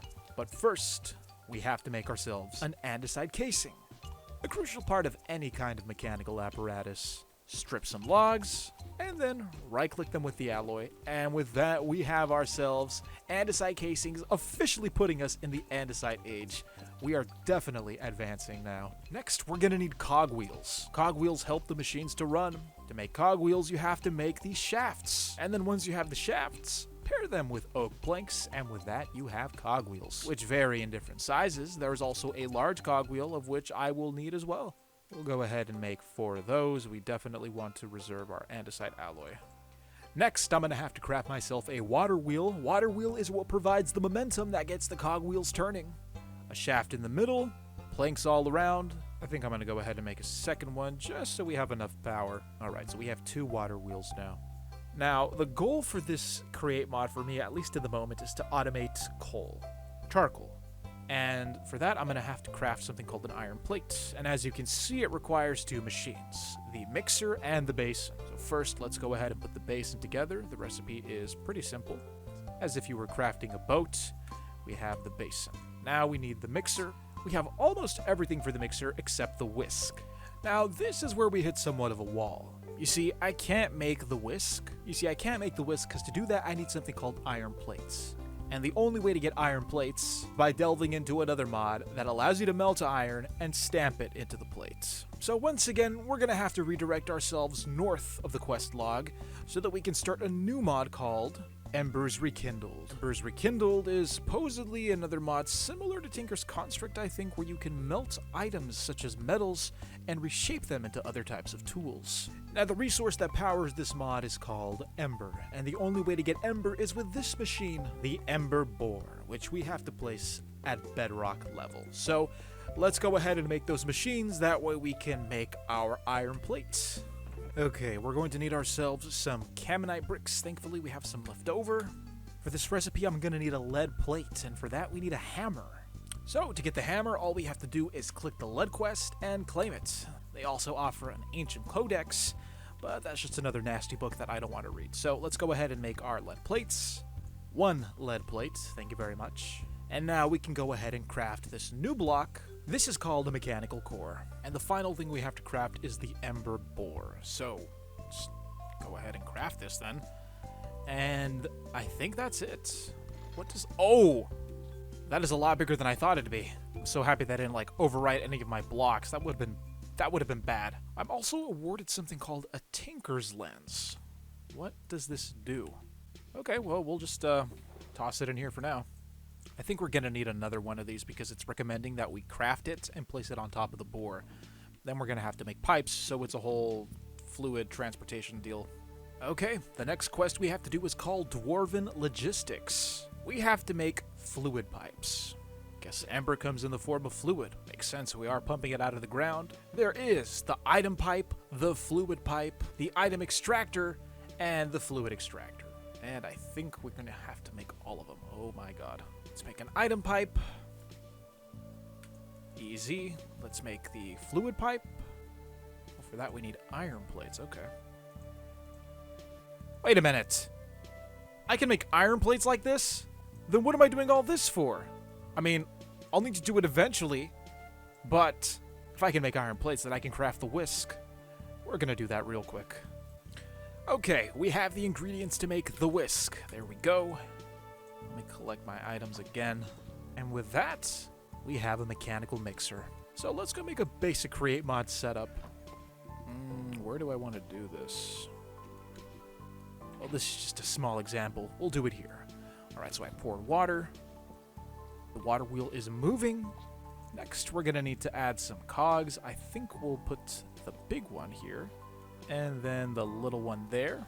Perfect. I think I'm going to need something called a gearbox, so I'm going to go ahead and craft that. Just one casing there, and then you surround it with 4 cogwheels on each side. And with that, you have a gearbox. Plus, if you place it on the crafting table, you can rotate its orientation. Okay, so we have the gearbox, a shaft right there, 1 cogwheel, and then... Oh, it's not fast enough. We can fix that real quick. Easy fix, actually. Alright, so we got the large cogwheel, and then you put the small one right there, and then there we go. Perfect. The mechanical mixer is now fast enough, and the reason it's fast enough now is because whatever the rotation speed of this is, when you attach a small one next to it, it doubles the rotation speed here. And with that, we have a mechanical mixer. It's been a while since I've done create mod stuff. Nice little blast from the past. Anyways, this is all I wanted to do for now. I wanted to automate fuel with it, but we'll get back to that because I don't want to leave the other task pending. You know, the ember stuff. Anyways, we were right here. With that, we have a fluid pipe. The next thing I have to craft is the item extractor and the fluid extractor. Simple crafting recipe. 2 item pipes, a caminite plate, and 2 gold dust. And with that, item extractor. Finally, the fluid extractor. Identical, except instead of the other pipes, you need the fluid pipes. Alright, in the bottom corner we have our entire setup ready to go. At least I think we do. Let's go collect some ember. I've only been to the bedrock level 1 time to get the deep slate. Remember, we needed deep slate to make iron? Aside from the iron, I really didn't think there would be any other reason to go down here, but now we know. Strike that. I didn't go to the bedrock level. I went to the deep slate level. Oops. Okay, I guess we got to do a little more digging. Alright. Got to the bottom, went back, got some torches, and I set up this little room here. So, here's how we're going to do this, and I'm just guessing. Ember bore. It's set to place it on bedrock, so we'll do just that. Next, it recommended that we place a mechanical core on top. Okay. Mechanical core right there. Now we have the fluid extractor and the item extractor. So we'll just put one on each side, I guess. Okay. We're going to place the fluid pipe here, and it's not doing anything. Do I have to toggle it with a wrench? Fluid pipe here? Nope. Item pipe? Okay, the item pipe works. And they said for this to work, we need to have levers, so... Oh, so that's what the mechanical lens is for. It wants us to use it. Okay. Probably should have brought that with me. Well, it's all the way at the very top, so I'm gonna go get it. So, there's a lot going on here. Items... Fine. I will submit. I will get the book. Whoa, that is a cool book. Okay, this is... They went out of their way to put this together. Wow. Jeez, that's an intro right there. So all we have to do is right-click and it'll expand.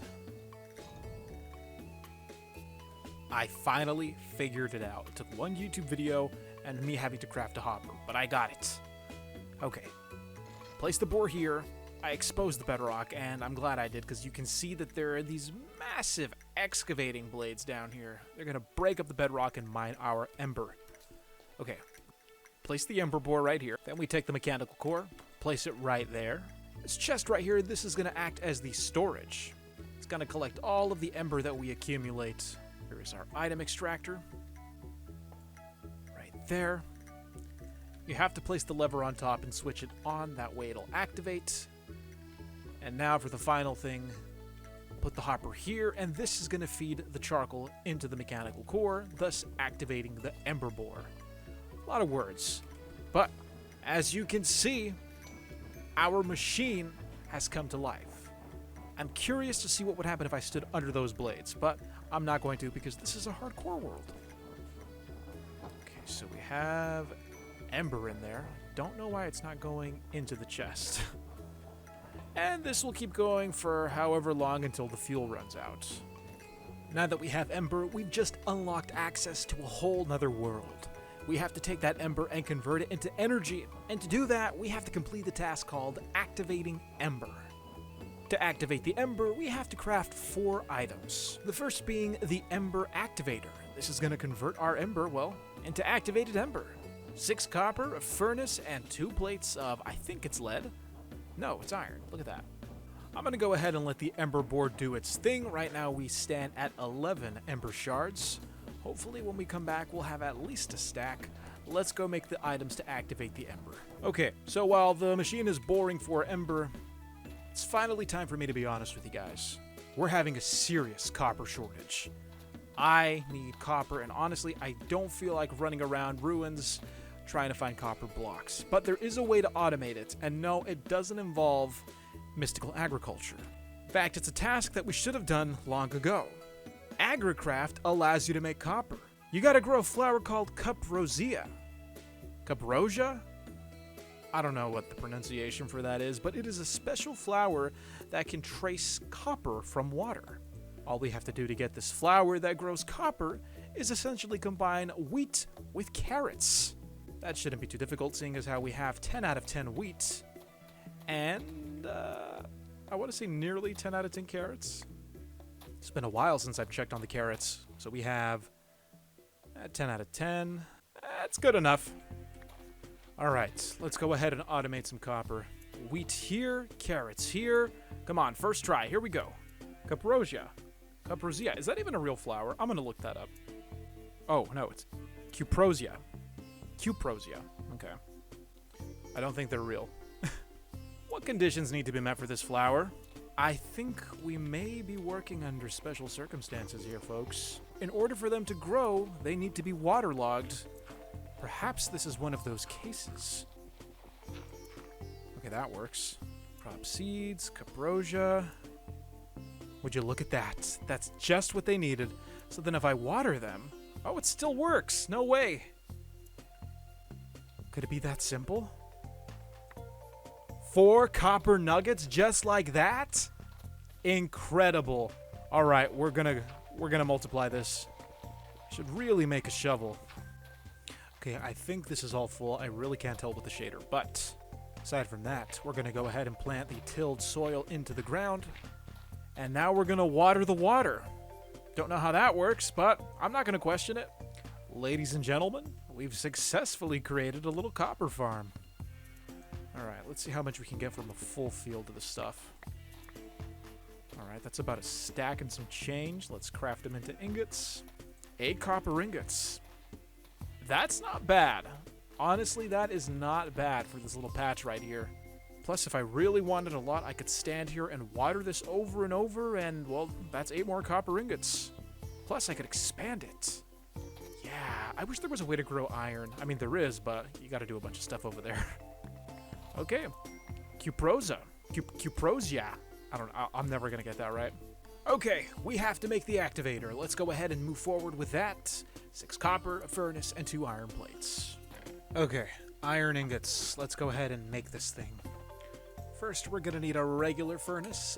Simple, simple, simple. And that's it. Wow, simple. Now that we've crafted the ember activator, it's time to move on to the next item. The ember emitter. What a generous crafting recipe. This one allows me to make 4. Alright, not bad. So we'll have 4 emitters there. Next, we need a receptor. Okay. More of these caminite plates. Okay, you know what? I'm just gonna see what else requires caminite plates. Okay, yeah, let's make some more caminite plates. Is there a way for me to make sand? I'm tired of having to go out and collect sand. Well, there is a way. It's kinda... I wouldn't say lazy, but... I don't think it's the best way to get sand.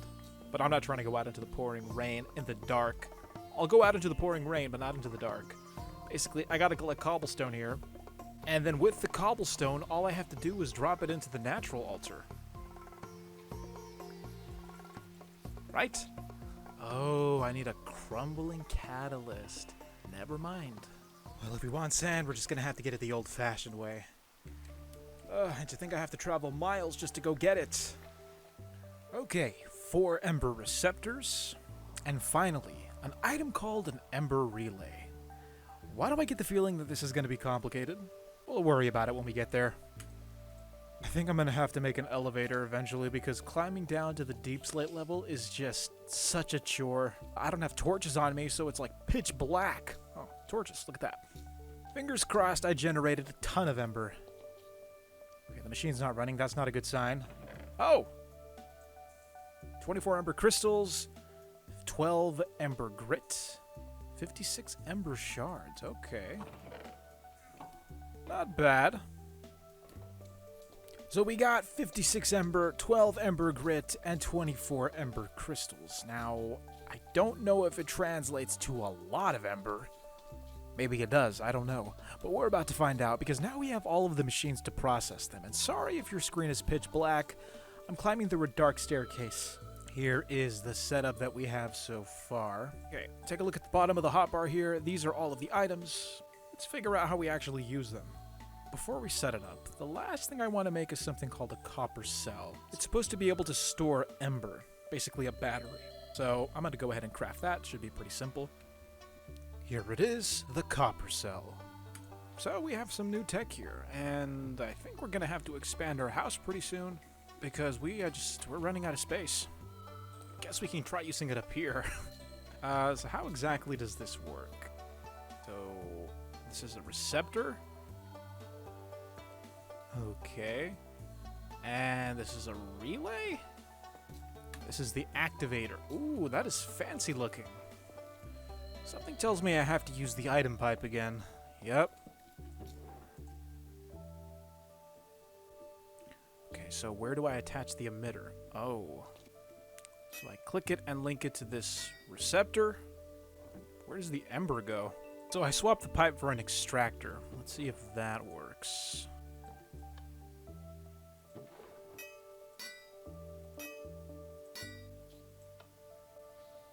Oh, geez. Something is obviously happening now. I just have to turn the shader off.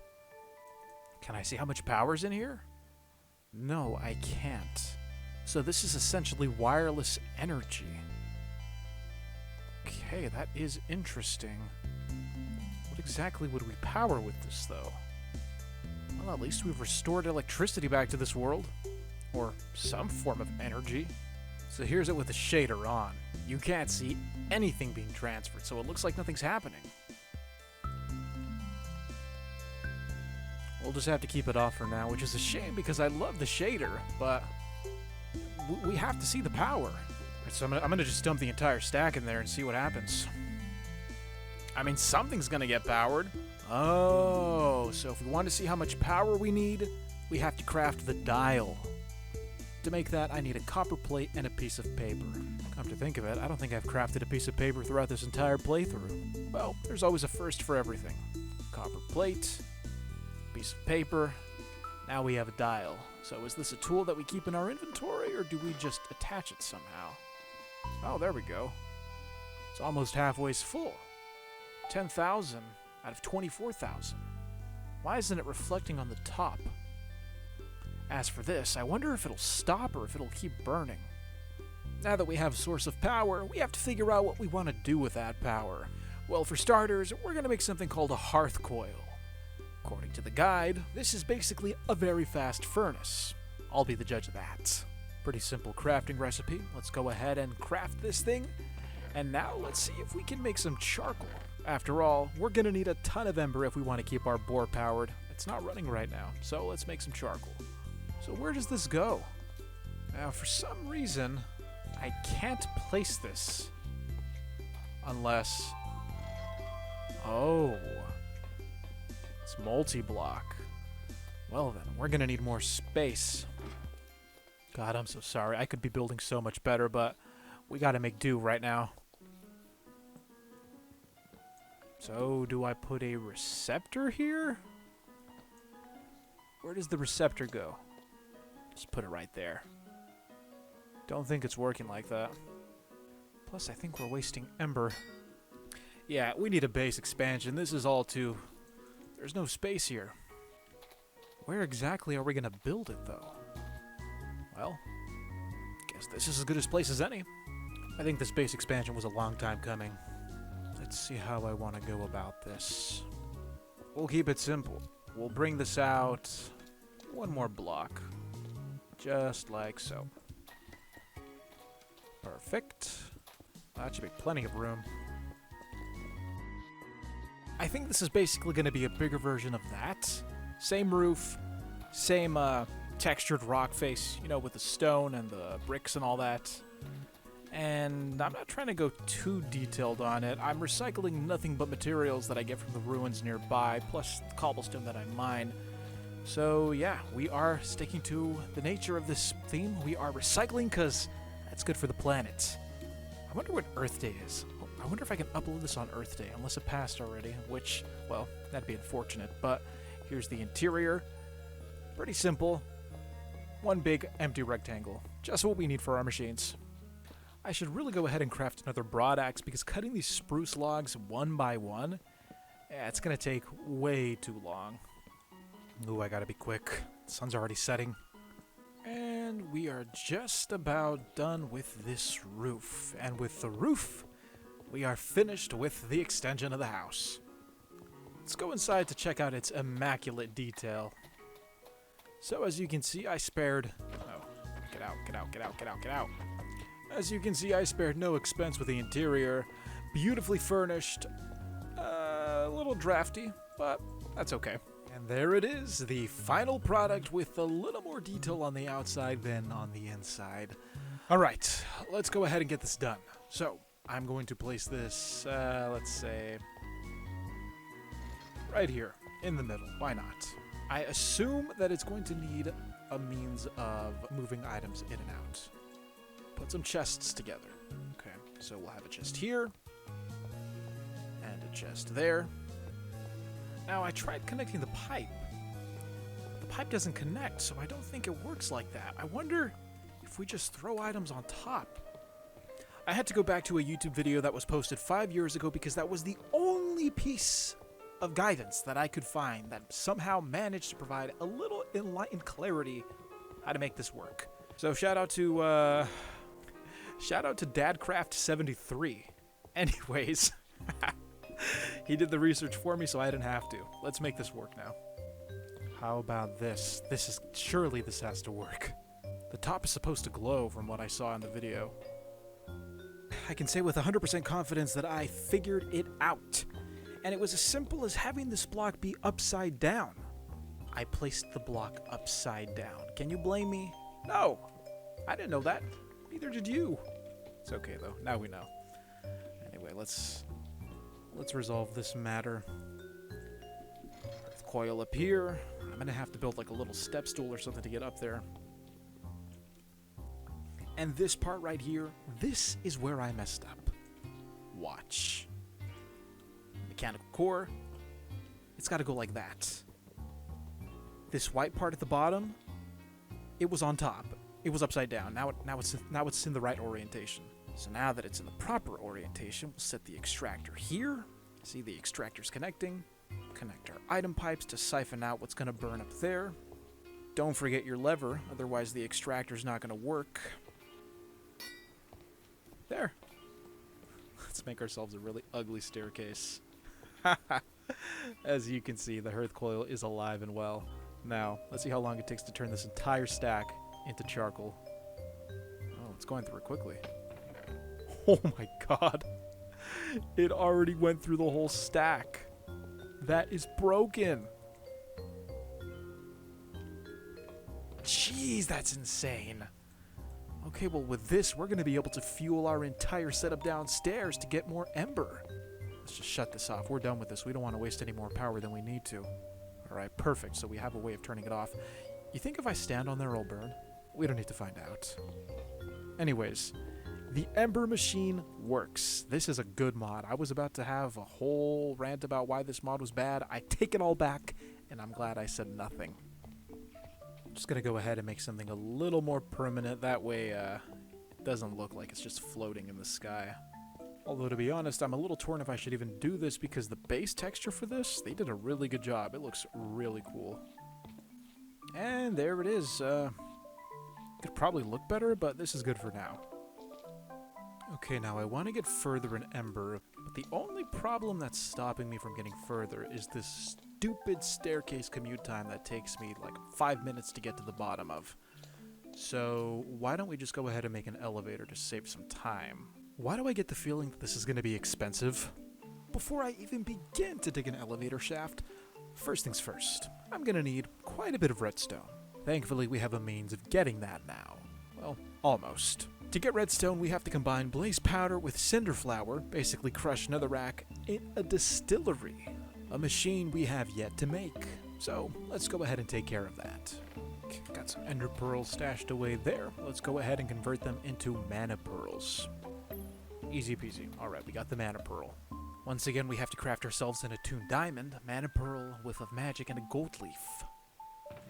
Mana pearl, whiff of magic, gold leaf, give me my gem. Thank you very much. Put it all together, and what do you have? A distiller. Or distillery. I'm expecting this to look pretty cool. And it does. Look at that.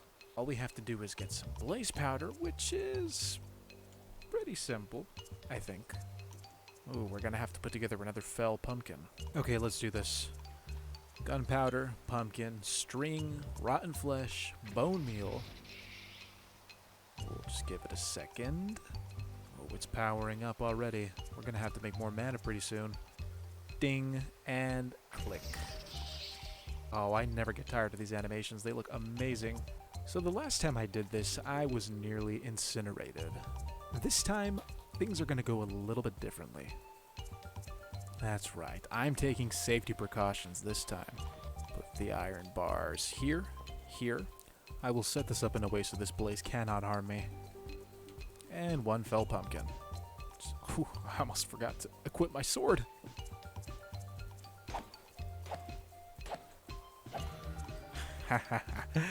Works like a charm. Perfect.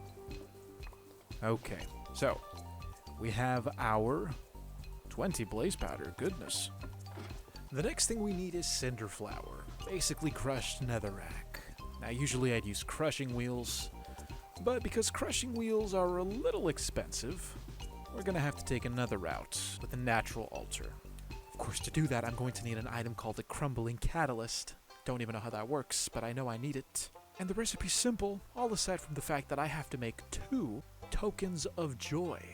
I have all of these ingredients except one. I had a feeling that eventually we'd use this bottled sunlight, and I'm glad we're using it now. The only ingredient I'm missing, which I know deep in my gut is going to be a pain to get, is the apple. Now, apples come from oak trees, and, well, they should be pretty easy to obtain, but knowing my luck, I think I'm gonna have to chop down a whole forest before an oak tree considers dropping an apple for me. Fingers crossed, keep me in your prayers. Please. I just want 1 apple. No, strike that. I need 2 apples. I gotta make 2 totems. Totems, tokens? One of the 2. Oh, thank God. 1 apple. Come on, lucky apple number 2. There we go. And of course, you can't forget to replant the trees. Always be kind to your earth mother. Just realized my shaders have been off this whole time. There we go. Much better. And it gives us 2. Oh my gosh. What did we even need this for? Oh, that's right. We were making this thing. I'm gonna have to make some of that golden brick stuff, so we're gonna need more brilliant fibers. Got the golden bricks. And then lastly, because I don't want to use bone meal, let's use some of this magic essence right here. Here we go. Sapling in the middle. 2 flints, 2 bricks, 2 totems, and 2 pieces of living rock. Combined together with a sapling of spruce once it grows, and now let's see what we're gonna get. It's beautiful. The crumbling catalyst. How do we use this? It took a quick Google search. All I had to do was look at the pictures, and all you do is place it right there. That's it, I think. Only one way to find out to see if this works. Okay, something's happening. Something is definitely taking place here.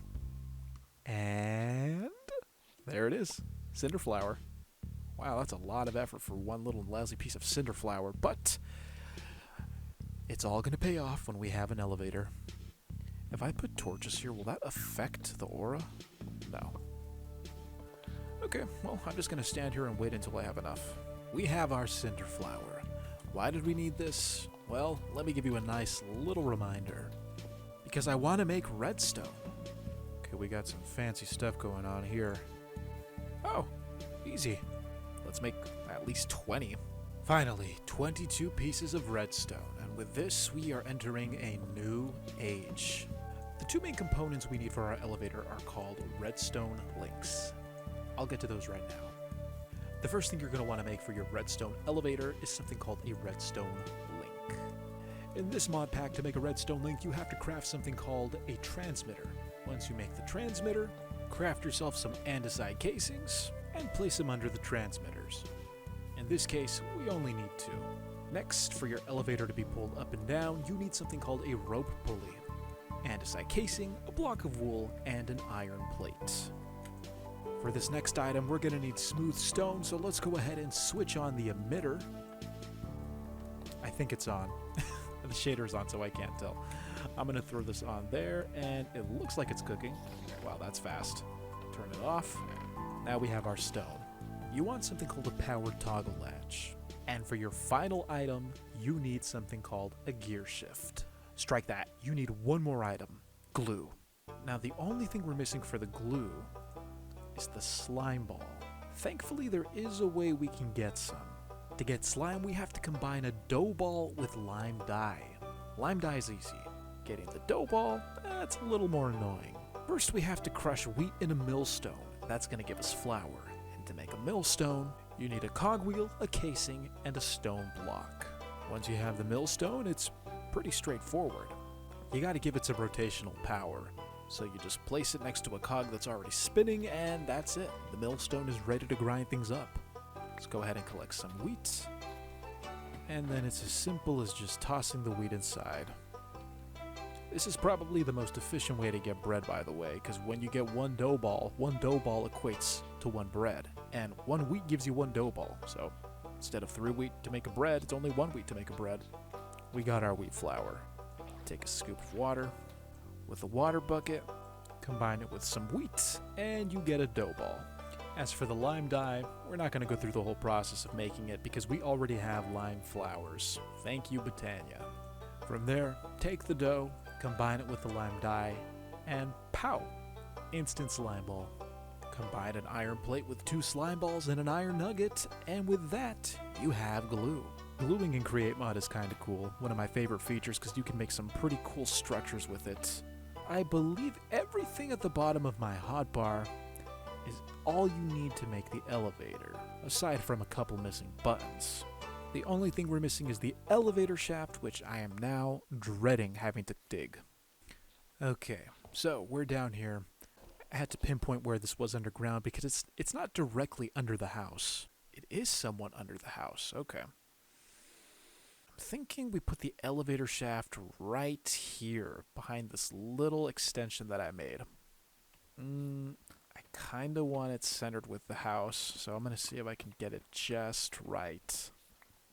I'm basing this off of the minimap, so it's probably not entirely accurate. No? Looks like it's by the block. Alright, so this right here is going to be the perimeter of the elevator platform. Now all I have to do is dig up, 159 blocks, something like that. But with the normal pickaxe, that's going to take all year. So I'm just going to go ahead and craft a new tool, an iron hammer. It's the broad axe's cousin, crafted for breaking stone in a 3x3 radius. This is going to be a real time saver. Now all I have to do is go to the top and dig straight down. But first, before I do that, let's set up the elevator's platform.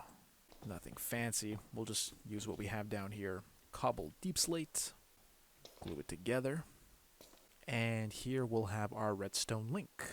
We'll have one signal be set to iron, and then the other set to deep slate. And a button. So this is going to send and receive redstone signals, and once I press this button, it will send a signal to the surface, or it will activate the block in my hand, the rope pulley. And the rope pulley will pull it up and down, depending on when I press the button. So, it's easier if I just show you. Let's go build the elevator. Okay, I crafted an excavator, which is another 3x3 AoE tool. Let's start digging, and hopefully we'll get there in under 5 minutes. So, my hammer broke. Not at the bottom yet. And, well, I'm kind of stuck. So I'm just going to have to dig down normally. We're here, and it doesn't look like I lined it up properly. Shoot. Well, everyone, here it is. I did have to cover up the original elevator shaft, but the design is pretty straightforward. This, right here, this redstone link, it's going to send a signal to the very top, where another redstone link is ready to receive the signal. All I do is press a button, and the pulley, which is attached to this glued platform of wooden planks, it's going to get lifted up to the very top of the shaft. And here we are, at the very top. I didn't go all out with the design for this elevator. Got a torch right here so you guys can see.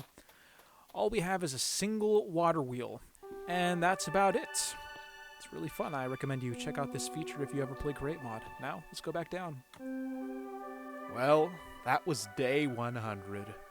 Even though we didn't fix the entire world, I think it's safe to say that we definitely made a positive mark.